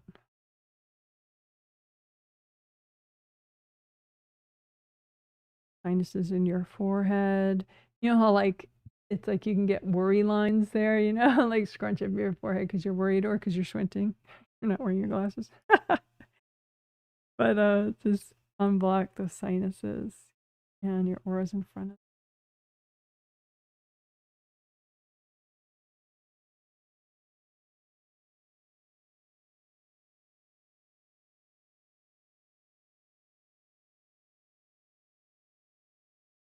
And use the angels if there are any invasive beings in this area of my sinuses, my lungs, my neck, meridians. Can you please recycle them?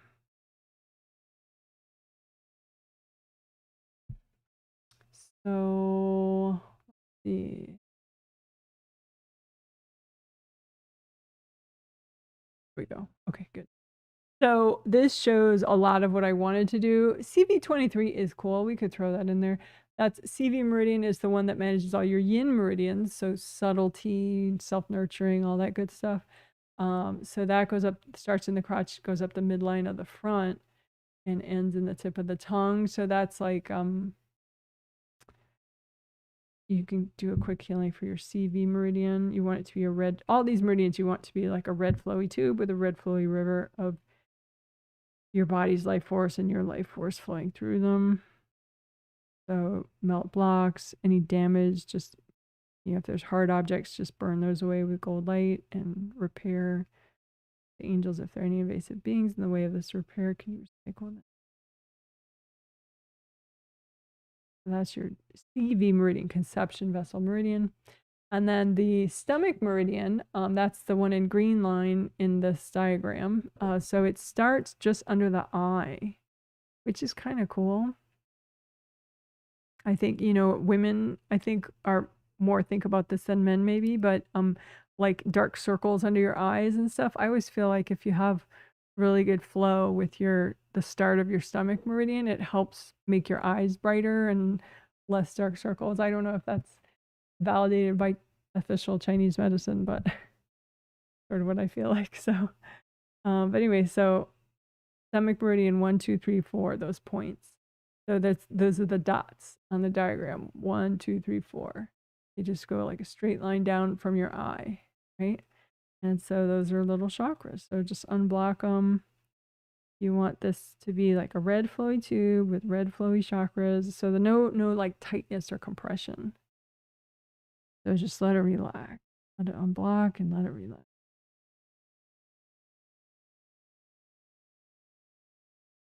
I noticed a lot of people had a lot of tightness, specifically in this area of the stomach meridian, these 4 points.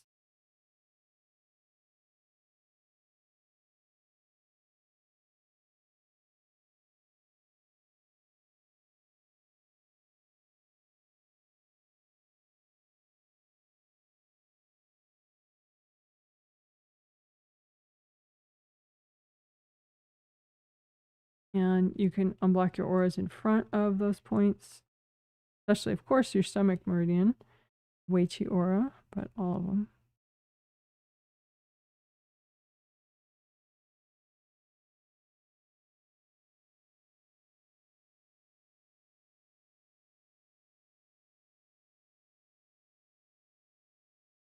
All right. And then CV23, that's the point on your CV meridian right beneath the neck.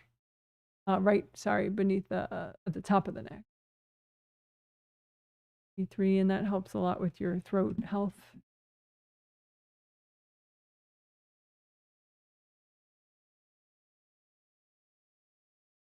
So just let that relax and repair and unblock.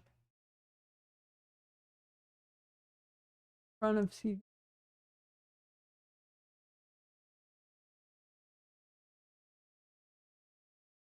And just, it goes, stomach meridian goes down from the eye and then around the jaw. And then it goes again down the neck and stops at the clavicle and goes over and then down again, right? That green line there, that's stomach meridian.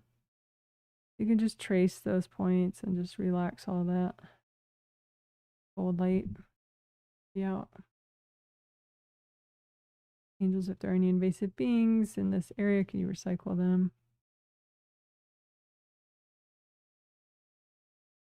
The stomach 9 through 12, those are the neck points, and then how it does like an L shape along the clavicle. So it's 9, 10, 11, and 12. Not that you need to know the numbers, but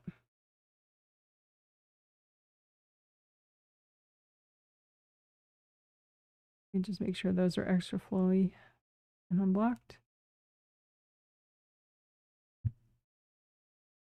And your kidney meridian, that the orange line right there in the chest that you see. So that's your kidney meridian. That's the end of your kidney meridian.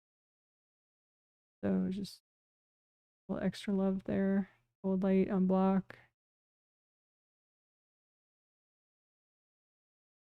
Your kidney meridian.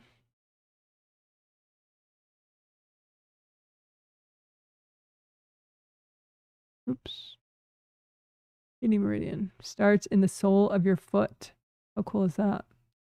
So that's not exactly the foot chakra that we use normally, that we work. That would be slightly in front of the foot chakra that we use, but obviously it is a chakra in the foot, an important one, because it's the start of the kidney meridian. So it goes up back of your leg, and then it goes through your tummy area right there. So that's the continuation of the kidney meridian all the way up, and it ends in your chest. So that's kind of so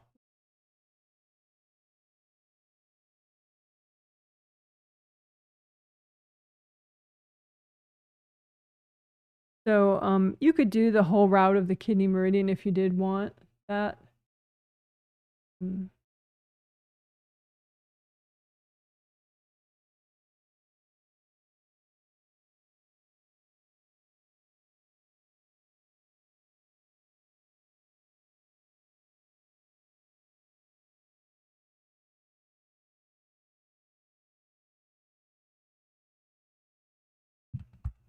So kidney meridian, we're just doing a teeny bit of it.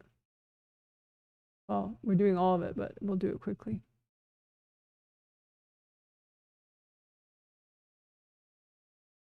Yeah.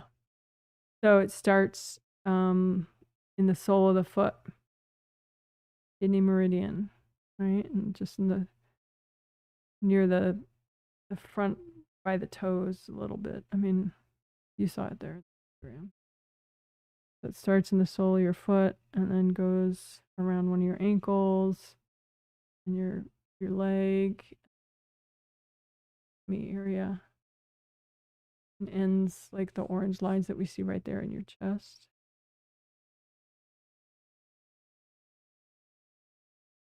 So you can just imagine that whole route like a river. You don't have to remember, okay, it goes in your ankle and then it goes here and there and there and there. Just imagine like your kidney meridian like a river, and unblock the front of it, unblock the middle and the end of it, just so you want it to be a nice, unrestricted, nice, healthy flow of your life force. Start of it, long.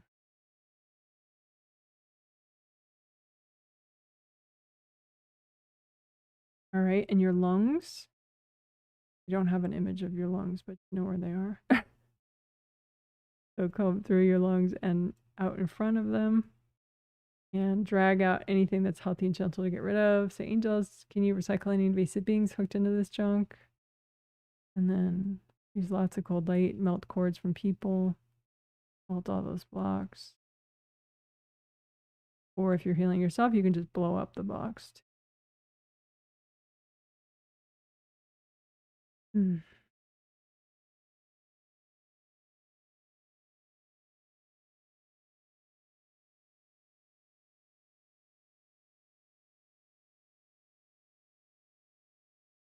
So again, comb through your sinuses, your neck, and your lungs all at the same time. And the meridians we just did, comb through and lift out all the junk that's healthy and gentle to get rid of. Angels, can you recycle any invasive beings in this junk? And then lots of gold light, melt the people out, melt the cords from people, and melt the blood fully or blow them up.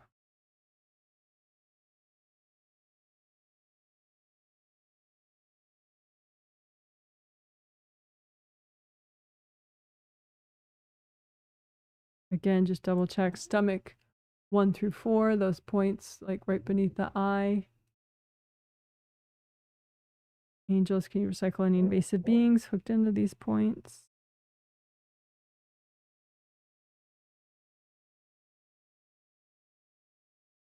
Oh, you can hear that. That's our dog, Izzy. He's barking in his sleep.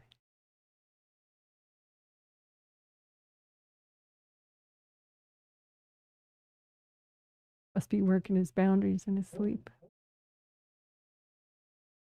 So again, stomach 1 through 4. Get everybody out of that area beneath your eyes.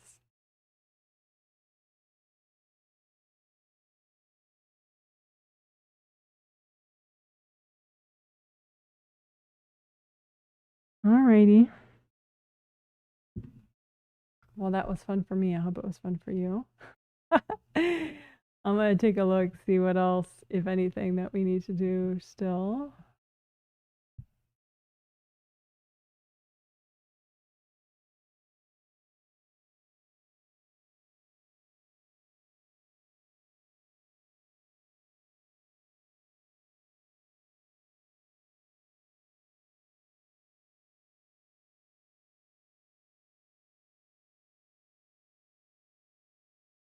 Mm.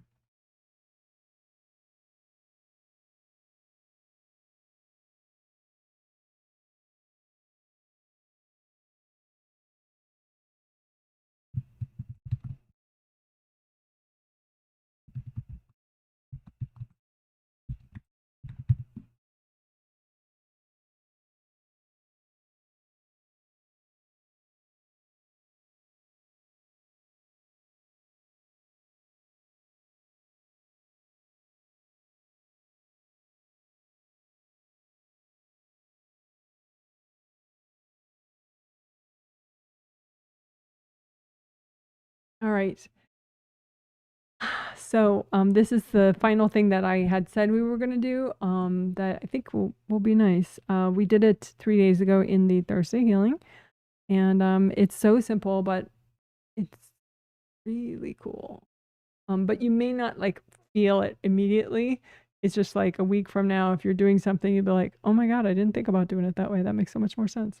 It's just, has got this cool, like subtle transformation kind of a thing. Great. So clearing perception distortion blocks, energy blocks that you have within your space that are affecting how you perceive things, how you perceive problems, your ability to solve problems, how you perceive other people and their behavior towards you, how you perceive, how you make decisions, all sorts of cool things. So just you can make a big gold blanket out in front of you and dump onto it any perception distortion blocks, energy blocks that you have in your space. They could be energy that was dumped in your space from someone else or your own baggage from a past life or this life. Any energy blocks that cause you to perceive things in a distorted way, inaccurate way. Pile them all up. Say, angels, is it healthy and gentle to clear all this right now? So that your angels can edit the pile if there's something that's a little too much for now. And then, so that means anything still on the pile, yes, is healthy and gentle to clear right now. So you can go ahead and soak the whole pile in red earth energy you bring up directly from the core of the earth, and then surround the pile in gold light, melt cords from people going into the pile, wash everybody out of the pile, wash yourself out of the pile. You can say, angels, are there any, if there are any invasive beings hooked into this junk, can you please recycle them? And just wash everybody out. And then you can keep using gold light to melt the pile fully, or you can just blow up the pile if that amuses you. All right, so we'll do that one more time. Put out, and make a big old blanket, put out any energy blocks that you have that are distorting your perception, even in ways that like you're sure are right. Like, you're really ego invested in something, but it's in your best interest to stop perceiving in a distorted way. So just, be humble, put out whatever it is. You don't have to know what it is. It's all like just intention based, what you're doing. You just put out all your energy blocks that are distorting your perception of things in an inaccurate way. And say, angels, is this healthy and gentle to clear all this right now? Deep breath. And then, angels, can you recycle any invasive beings that are hooked into this junk? Deep breath. And then go ahead and, red earth energy, soak the pile. Gold light, wash everybody out, melt everybody's cords going into the pile. Wash yourself out of the pile, and just keep using gold light until the pile fully melts, or you can blow up the pile too.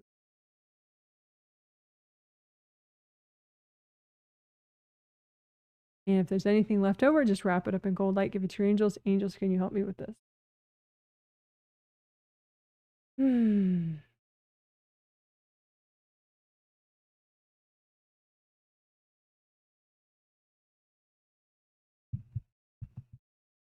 Okay, so we'll just do a quick wrap up. Imagine your whole space out in front of you, a copy of your whole space, all your auras, astral body and your physical body are inside there. Both your groundings connect you to the core of the earth, you and your body. Unblock your groundings. Wash everybody out of your auras.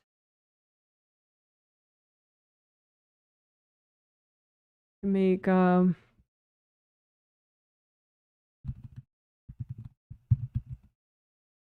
energy healing flowers for yourself to help you with strong boundaries. So make energy healing flowers for yourself, as many as you need, out of universal healing energy. So it could be set to gold or any rainbow color or both. And just set it to whatever vibration you need to nourish yourself and strengthen your boundaries. Okay, and then say, angels, can you check my flowers? And give them to yourself. Let's do that 2 more times. Strong boundaries flowers. So make energy healing flowers for yourself, as much as you possibly need to help nourish you and nurture your strong boundaries, and set them at just the right vibration for you. And say, angels, can you check my flowers? Give them to yourself. Breath. Go ahead and receive. And then 1 more time. Strong boundaries flowers for yourself.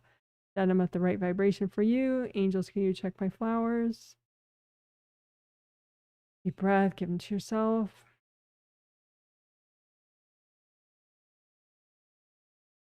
Double check along your spine. Your chakras, your major chakras are all releasing nicely. Energy's flowing through your creative rings, out your 7th chakra, up through your creative rings. While your auras are unblocked, you can redo your gold buffer zones again.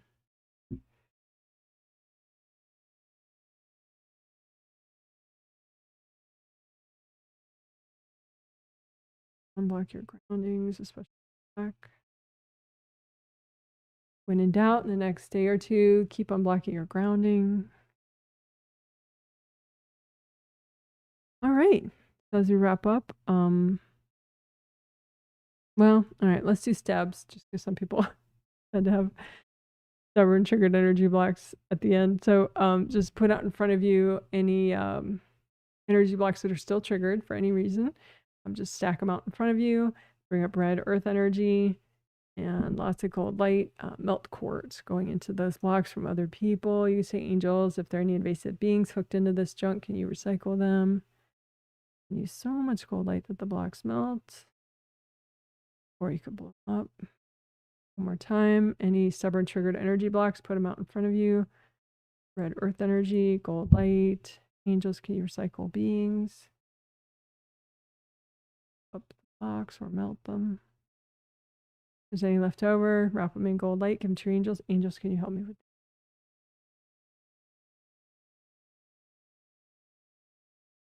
that? All right. So, angels, can you help me with strong boundaries?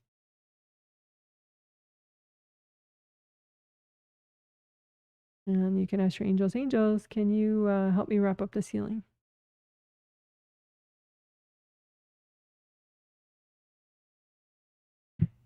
All right. Good job, good job. You're amazing. That's a healing. Woohoo! Yay!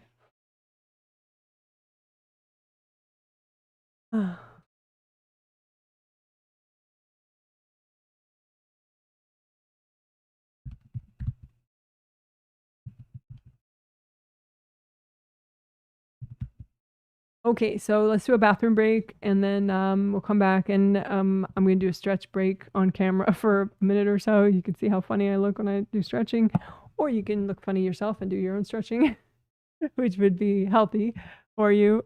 Just be gentle, whatever stretches are good for you. And then we'll do a 30-minute little discussion chat thing. But first, let's do a bathroom break. I'll get rid of the camera. One.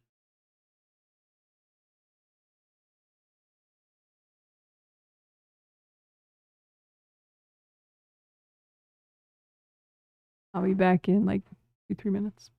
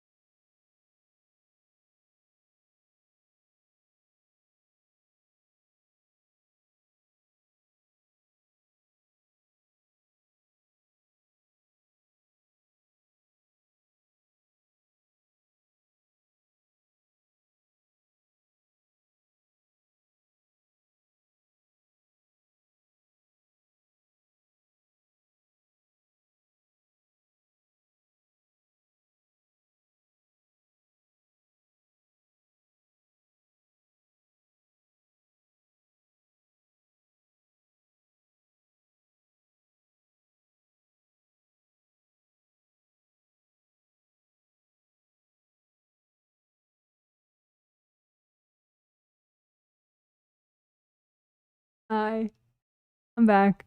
So you can do some gentle stretching right now if you would like. And that's what I'm going to do just for 2 minutes or so. And then we'll do our little 3-minute chat time, 30-minute chat time ish.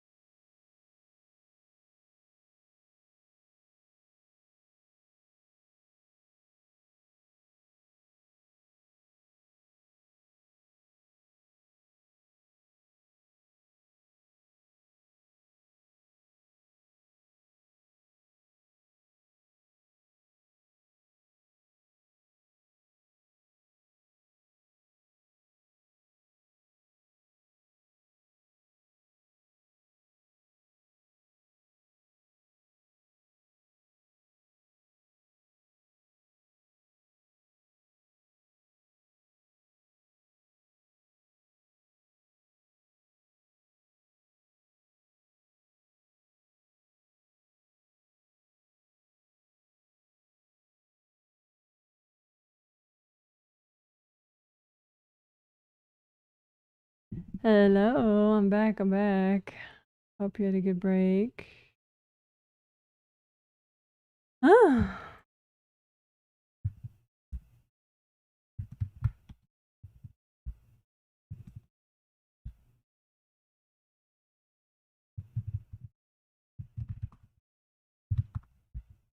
Okay, so get some different scenery going here. What do we want? Let's go right to the distortion. No. There we go. Summery theme there. There's some leaves from my garden a few years ago.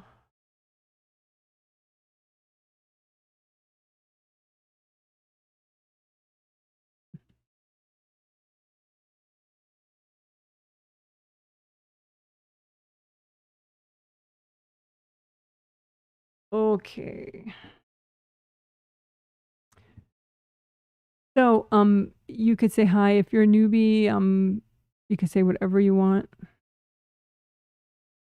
If you know my work, try to just, you can comment, of course, on how you feel after the healing, how you're doing, if you have a fault statement about the theme or anything that was discussed. If you did want me to glance at your energy quickly, try to start with your own self-assessment of how you're doing and what your issue is. So read yourself first and post that, and then I'll, validate, like, if I feel like that's completely accurate and if I have anything to add to it, that kind of idea. All right, so I'm going to check comments I haven't read yet. Someone says, hey, Janet, 75 degrees Fahrenheit and humid at 5 a.m. in Taipei. Typhoon moving in and will probably rain all morning. Well, hope you guys are nice and safe, you and your relatives. I should do the country count just for fun. And I'm going to add the one that I think won't tell you which one it is, but I'm going to add the one that I'm inferring the location of from their survey. They mentioned it in their survey after the fact. Okay, so 136 people I just healed in 12 different countries. 108 of those people are in the US, 5 in the UK, 5 in the United Arab Emirates, 5 in Canada, 2 in South Korea, 3 in Qatar, 3 in Ukraine, 2 in Bermuda, 1 in Portugal, 1 in Japan, 1 in Taiwan, and 1 in Italy. So hello to all the people that I healed today. I'm very happy and privileged to work with you. Thank you. All right. So someone says, I have a feeling my sister took me out at the knees, and then I did not become a gym teacher, and I did not become a police officer, then all the abuses, and I did not become anything in my career. Now,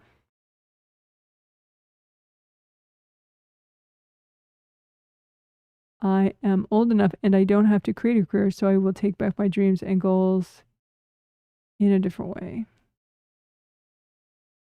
Yeah. Well, and I think the experience of taking back your dreams, like say, yeah, at your age, you don't want to be a cop anymore, you know? But say, I mean, if it's still a really, I mean, because you have future lives, you know? So if it's still a really important goal for you as a spirit, then you could be it in your next life. And if you hadn't taken it back, maybe it would take more lives for you to do it. Whereas if you take it back, you could be it sooner, you know, maybe just the next life, if that's the best thing for you. You know, so it's always good to take stuff back. It benefits you now in just as a strengthening thing, but also in your future lives, it can benefit you. So yeah, good for you. But yeah, you know, people can take physical, like, you know, even physical fitness stuff. Sometimes, you know, it's very triggering for people. You know, I know one of my clients, he mentioned, he was talking to a friend of his about like that he had, you know, changed his diet and for health reasons, but happened to lose 30 pounds when he did that. And then he lost a friend over it just by mentioning it to his friend. Like the friend ghosted him after that. Like people can get very triggered about, you know, health goals, food goals that other people have. You know, it's hard for them to just listen and be like, oh, well, I'm happy for you, you know, or something. You know, they can be very, very triggered. It can trigger very deep stuff within them. And so people like that can, you know, try to steal your dreams and your goals. So yeah, you can take them back. Always good news with energy healing. Someone says, yay, I always love sinus work. Always clears my head. I know, me too. I love sinus work. So necessary. It's really allowed me to eat some cheese now and then without getting in trouble, which is new for me. So yeah, I still have to be careful, but not as, I mean, I used to have to completely abstain from cheese, and now depending on the day, I can have a little or not, you know, because I know how to unblock my sinuses. Really cool. So it says, thank you. So I'm glad it helps you too, and thanks for the feedback. That's great. Someone says, thank you for the healing, Janet. I've been taking your advice on watching nature videos and still keeping things simple in my self-care routine. I think my angels have been happy with my progress. That's accurate. Yes, they are. They're encouraged. They say you hear them better too with the you know, their suggestions. Like they like that whole clear distortion, perception distortion blocks. They're like, you can clear specific perception distortion blocks about physical fitness and physical activity and physical therapy, you know, like body movement stuff, physical activity. So you could, you know, rather than just clearing all perception distortion blocks, which is great to do, you can really hone in on, okay, well, what is altering my perception about my body and physical fitness, or my angel's messages about my body and physical fitness, and then just, you know, clear that baggage. Keep clearing. But but apparently you already made progress in being able to hear your angels better about your body related self-care.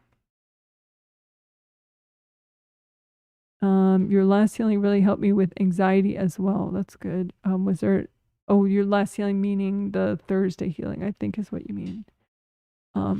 Yeah, which makes sense. The people that got the most benefit out of the Thursday healing, the first one in the set, are the ones that pushed away a lot, because that was specifically on, helping you to generate more energy by getting you to stop a very depleting, distracting behavior, which was, pushing out, trying to have strong boundaries by pushing the world out because of either inner wounds or resistance or fear.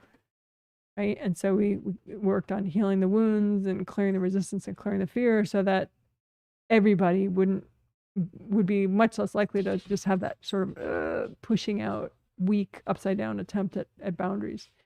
So there were people that had a very, very distinct benefit from that, like obvious. It helped everyone, but some people more obvious than others, and those were the people that, were expending more energy before that pushing away.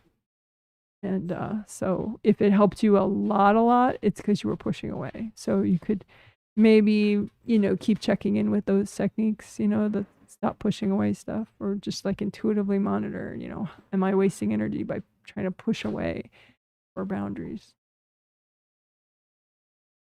But anyway, so I'm glad that helped. Was there an invasive person hanging on in my first layer? I feel like they could have been angry and shouting at me every day.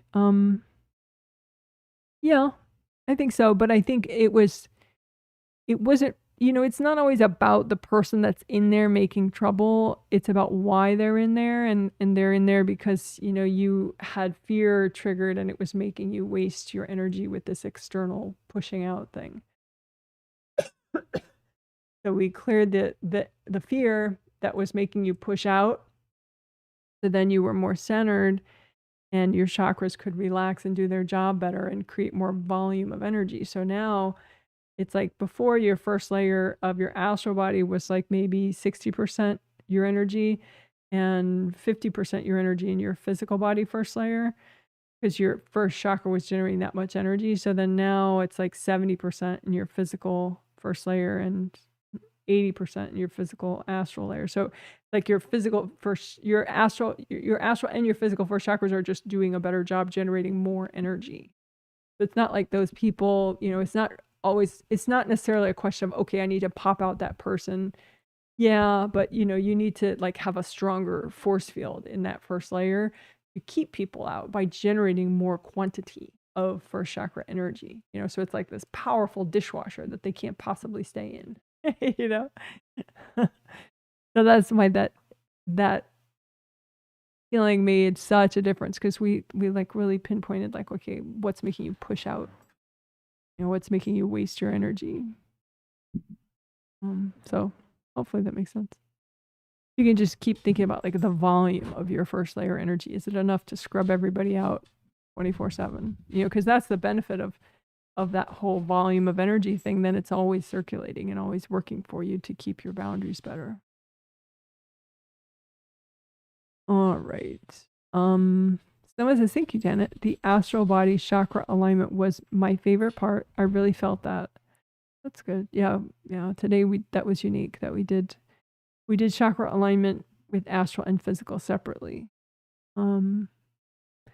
I had mentioned in my survey about waking up startled when sleeping. From what I could see, it's a couple of things: big blocks on the sleep slide, clearing some triggered blocks on the astral, and going to unsafe astral places. How did I do?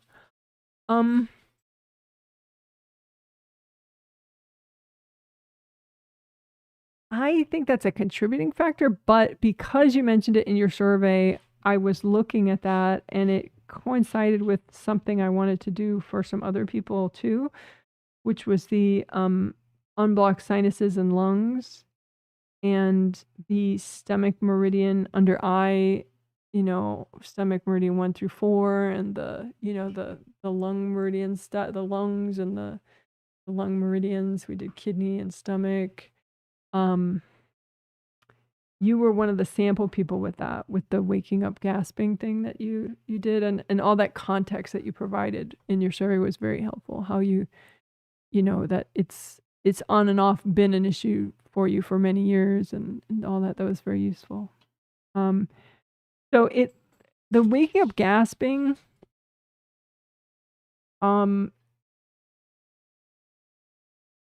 it seemed like a being, actually, like an invasive being that was that you kept knocking out, that was kept trying to come back in, and then you were experiencing it as like, whoa, you know, like something rushing in, you know, that wasn't you, and then you're waking up at the same time, which is you coming in. And so it's like this sort of, you're trying to race back in before the invasive being takes up too much of your lung space. So it just seemed like a being issue, more than anything. I mean, were you in an unsafe astral location right before you woke up gasping? Not every time. One time, yes. So I can see why you would see that. But it's to me, it seemed like actually a being issue. Sometimes you have like one or several beings that are just so much there that every time you try to get them out, maybe you're not, you know, you kind of halfway get them out, and then they kind of push back in quite hard to try to get back in. So I think that was more of it. It was just a couple invasive beings that were, you know, in that area, the stomach and lungs and the stomach meridian and the CV meridian, right there. So you could just redo that section that we did on sinuses, lungs, and,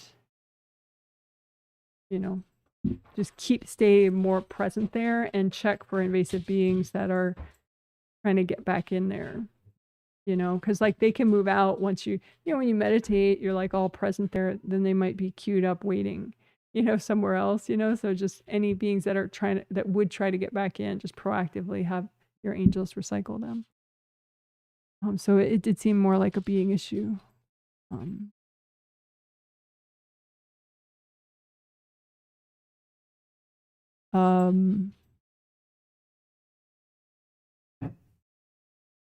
The blocks on your sleep side were there, and I think that would make waking up more jarring. But the gasping, I think, was beings trying to hang on to this area.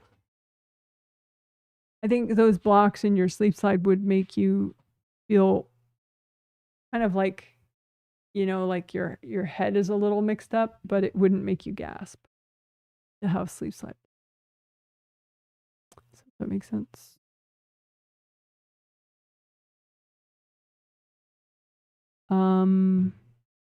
Someone says, thank you so much. Perception blocks seem helpful. Yeah, clearing perception distortion blocks. Yeah. I'm glad you like that. With work, seems like angels say I'm likely to get laid off in 6 to 12 months. Yeah, they say it's not set in stone yet, but yeah, that's sort of the way it looks at this time, which makes slow, steady shift into my own business more crunched. How did I do? Yeah, try not to think of it as crunched, you know. But I understand what you're saying. It speeds up the timeline more than you had initially thought. Although there were times when you wanted to do wham bam all at once too. So, you know, I would say just you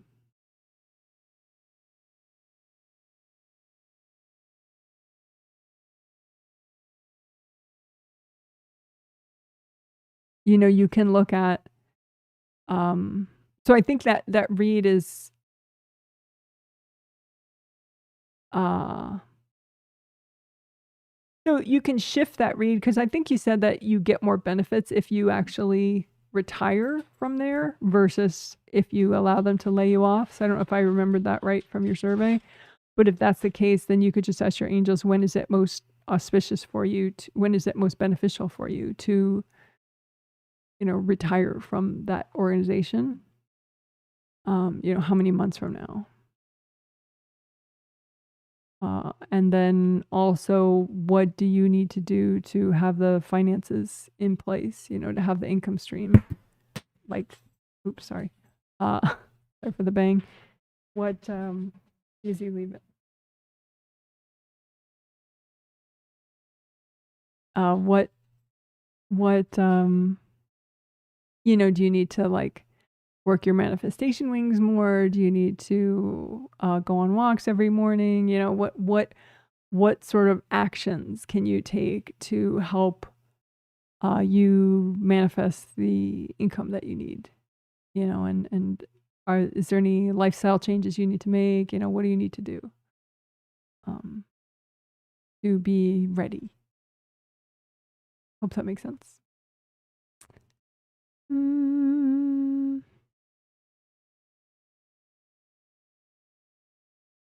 Somebody says, I enjoyed every part of the healing and had fun along. Parent guidelines versus teenagers is our biggest family issue. Lots of cords among us, heart chakra and aura flow gets crunched. I listen to my thoughts and try to give constructed talk. Telepathically ask the three to melt cords, relax, and have a talk rather than raise voice and ask angels for help. Okay, so you're talking about fighting among your family members, your teenage offspring and your spouse and you.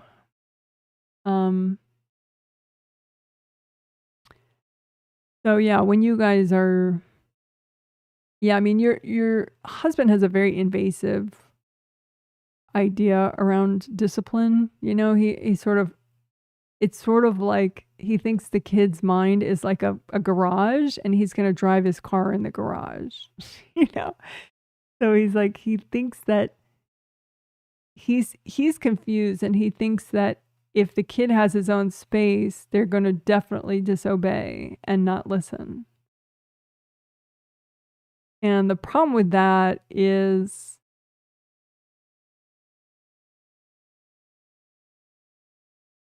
your kids aren't sure they want to listen. And then when he drives his car into their mind, you know, his like 4x4 truck into their mind, then they know they don't want to listen. They want to do the exact opposite of what they're told with his car in their mind. So, don't want him that because he gets healings too. Your husband gets healings, so.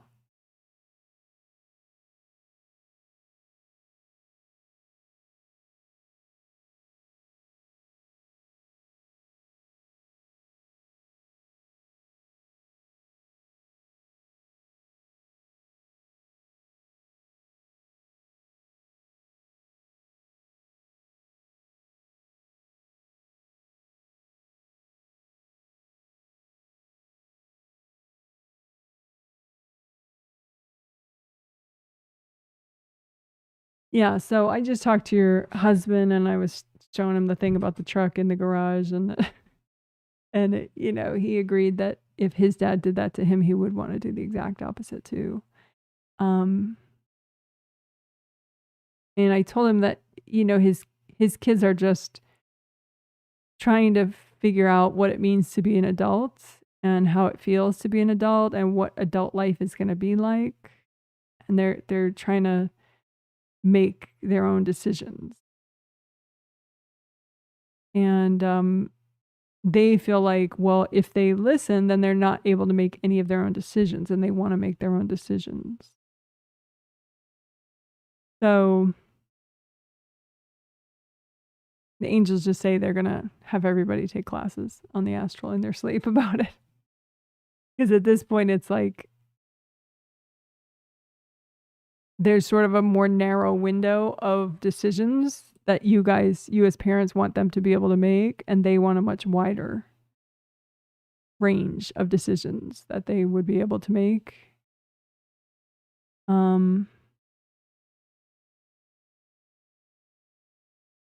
So it's, yeah, there's definitely, you guys aren't very close as far as perceptions. So yeah, everybody's going to take angel classes.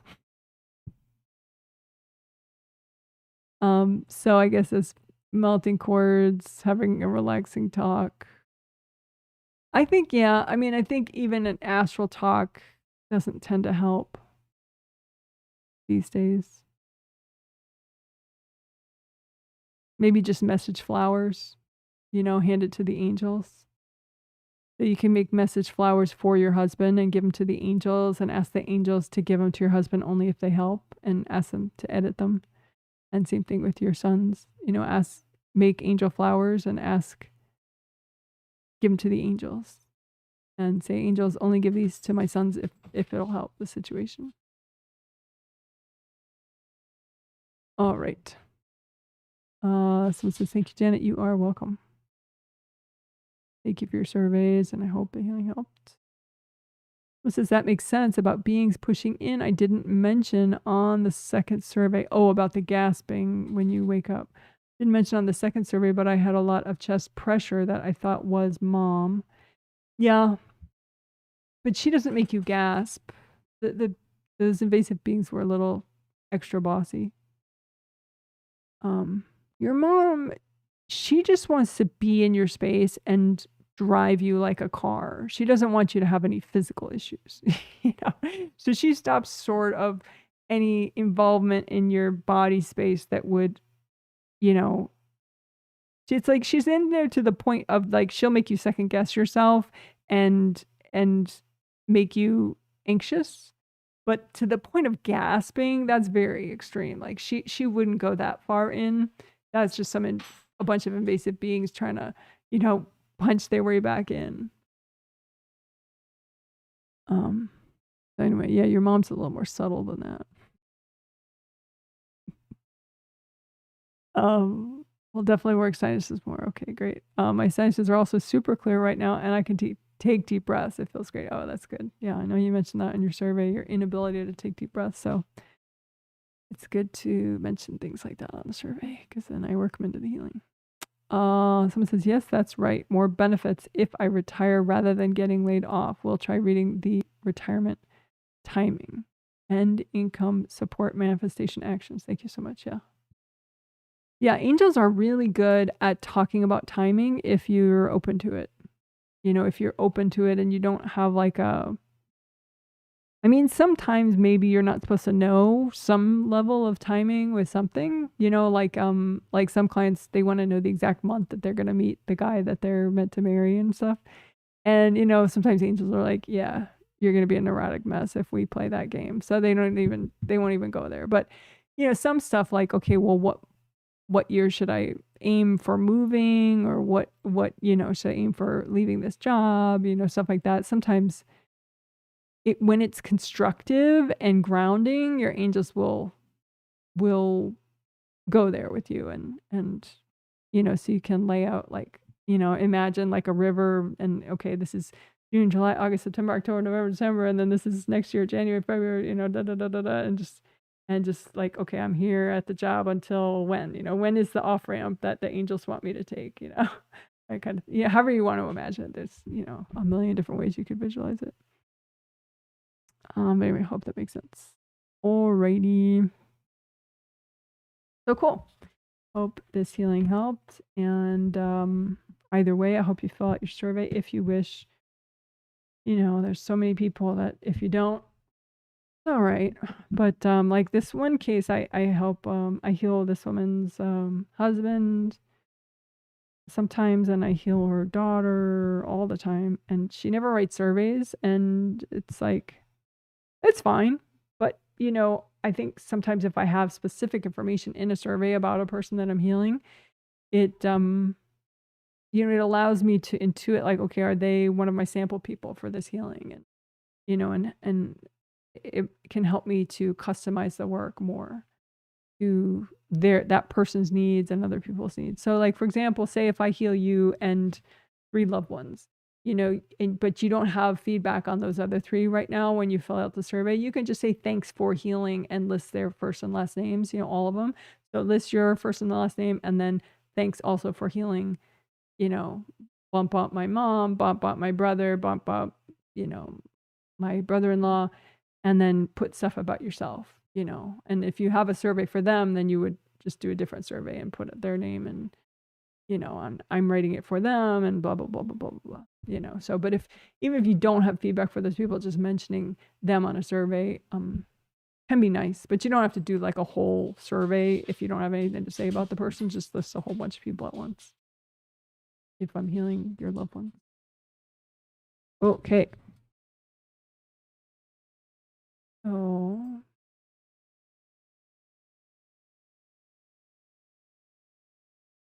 That was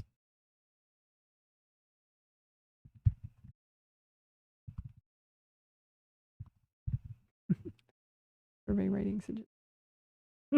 But thank you if you ever do fill out a survey. Thank you very much. If you don't, like, don't live in guilt, you know, it's fine. But it would help if you did them at least some of the time. Okay, cool. Well, let's see. Do I have a garden update? Maybe. No, I do. Oh, you know, I could do a pet update too. Okay, so pet update. We got through the 4th of July. We're almost through the entire 4th of July weekend, so that's good.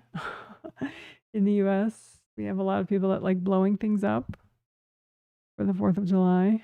So it's a lot of noise that freaks out our dog and our cat.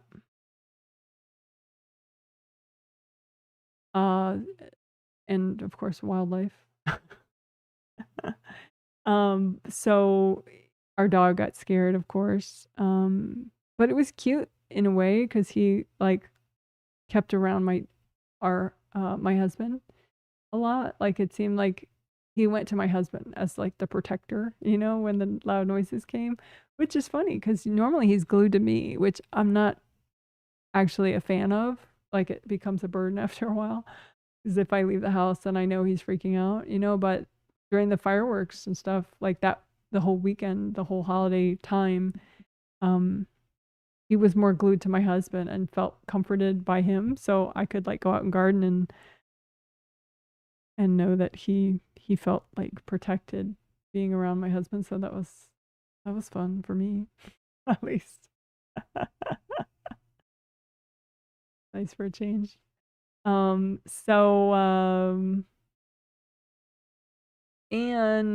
for some reason, well, and he made progress with Boo Boo Kitty in a way. Like he doesn't chase her or like we before like a few days ago, we just made sure that he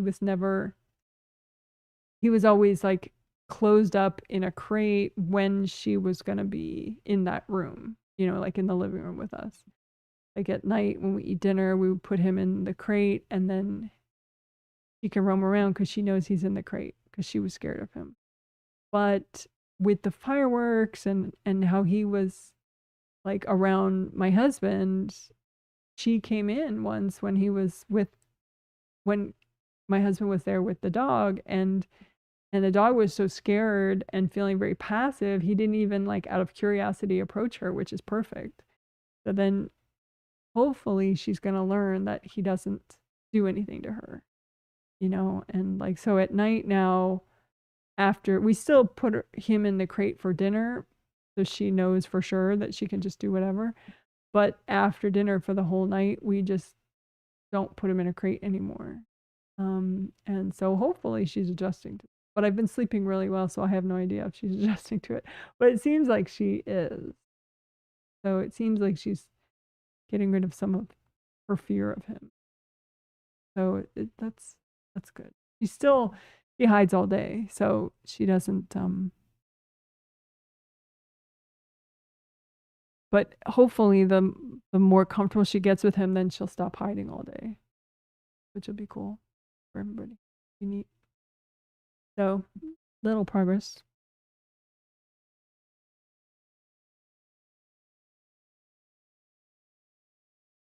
I have to find my cell phone because it's going off somewhere in the house.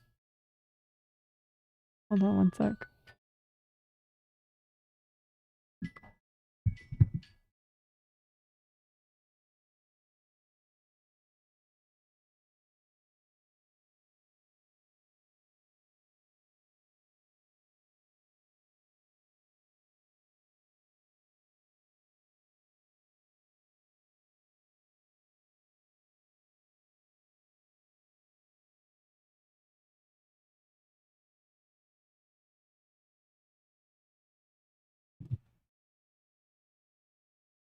That's Izzy's medication reminder. He gets medication every 8 hours. Around the clock. Anyway, so that's enough of the pet update. So little progress there, which is good. So gardening update.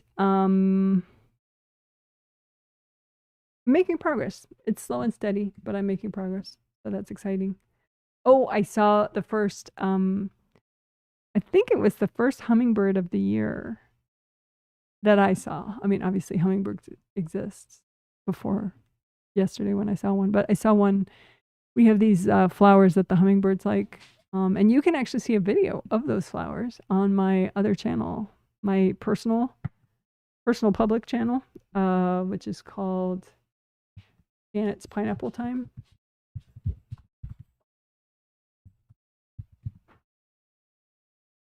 Janet's Pineapple Time. That's the name of the other YouTube channel. And there's a little short, a video short showing this sort of like bushy flower. It's called apricot sprite.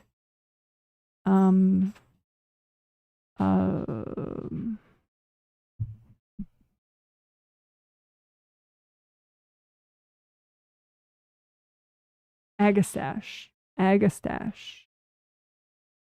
So apricot sprite agastache. But anyway, the hummingbirds like it, and it's starting to come into bloom now. So I saw a hummingbird yesterday getting pollen, getting nectar from it. That was cool. And the kale in the garden is like really doing well. That I planted this year.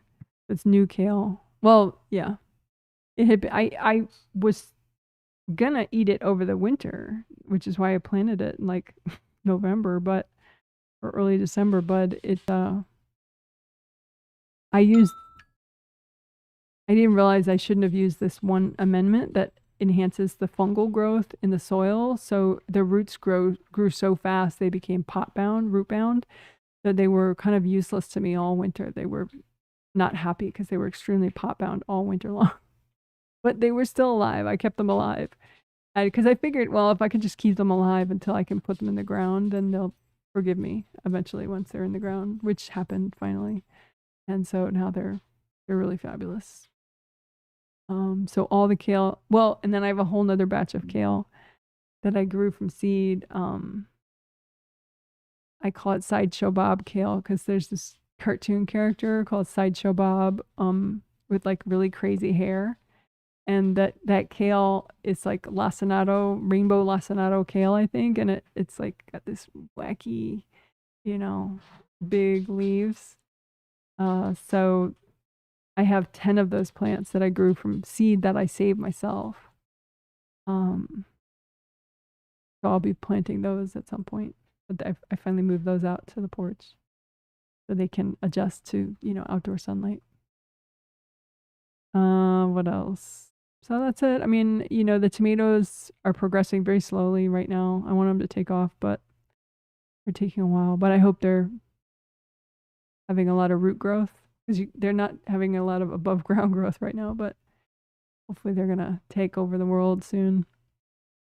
Snap peas. We're going to be able to eat some snap peas, I think, today for the first time that I grew. So that's nice. But anyway, so things are going pretty well. There's this ground fountain. I think I have it. I could show you. But I don't have a bird image though.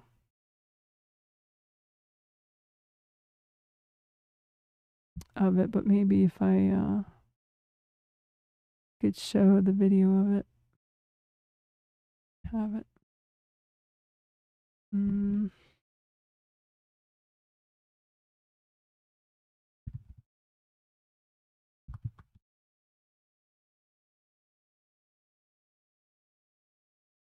Let's see.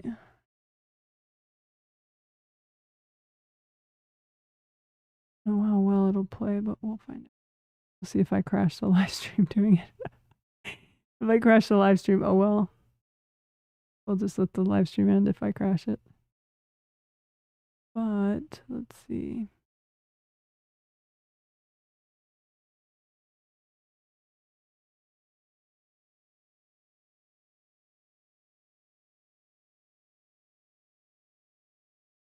Mm.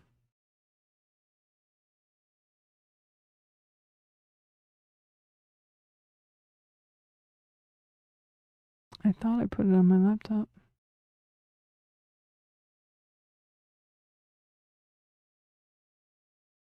Mm.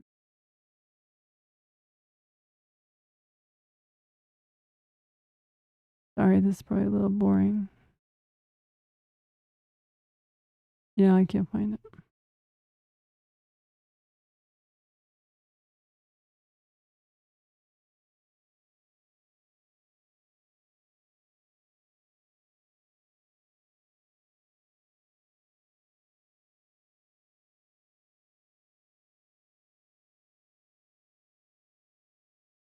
Yeah, I can't find it. Oh well, sorry. I wanted to show this ground fountain I have. It's nothing like extravagant. It just is this big giant saucer that you might put underneath a plant. But like a really giant plant. And it's full of, I fill it with water, and then I have this little solar fountain thing that floats in it that, like fountains out, and the birds really like it. It's super cute. So anyway, I'll just have to take my word for it. Sideshow Bobcale, love it. Yes. Yes. I can't wait for Sideshow Bobcale to so I'll take a photo of it on the porch at some point so you can see it in its baby or stage, and then once it's like 5 feet tall, it'll take a while for it to get that big, but I think it might get that big because the one I got seed from it was like 4.5, easily 4.5 feet tall. Really wild. Hey Janet, tuning in super late, but hello from Las Vegas. Hello to you. All right. So cool. Enough of me blathering on. Thank you for your patience. But you're amazing. And the final healing in this set of 3 is going to be on Wednesday, this Wednesday, the 9th of July, 2025. And then there's the July twin set, which will also be for strong boundaries. And like I said at the start, the July twin set, we will be doing a take back thing then too, which will be definitely equally as cool as the take back your dreams and goals that people stole from you thing that we did today. So I'm looking forward to that. So the July twin set, if you did want that, there's still spots available, and that's on my website, which is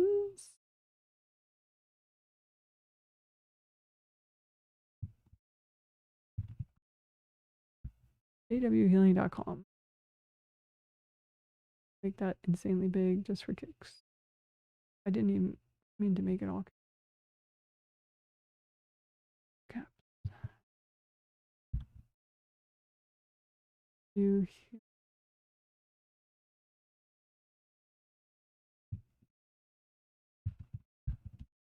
There we go. Okay. All right. You're amazing. Take care, and try to keep your non-resistance with all the craziness in the world. Just, think of the baby animals and the oceans and the trees and the nurturing earth. All right. You guys are amazing. Bye.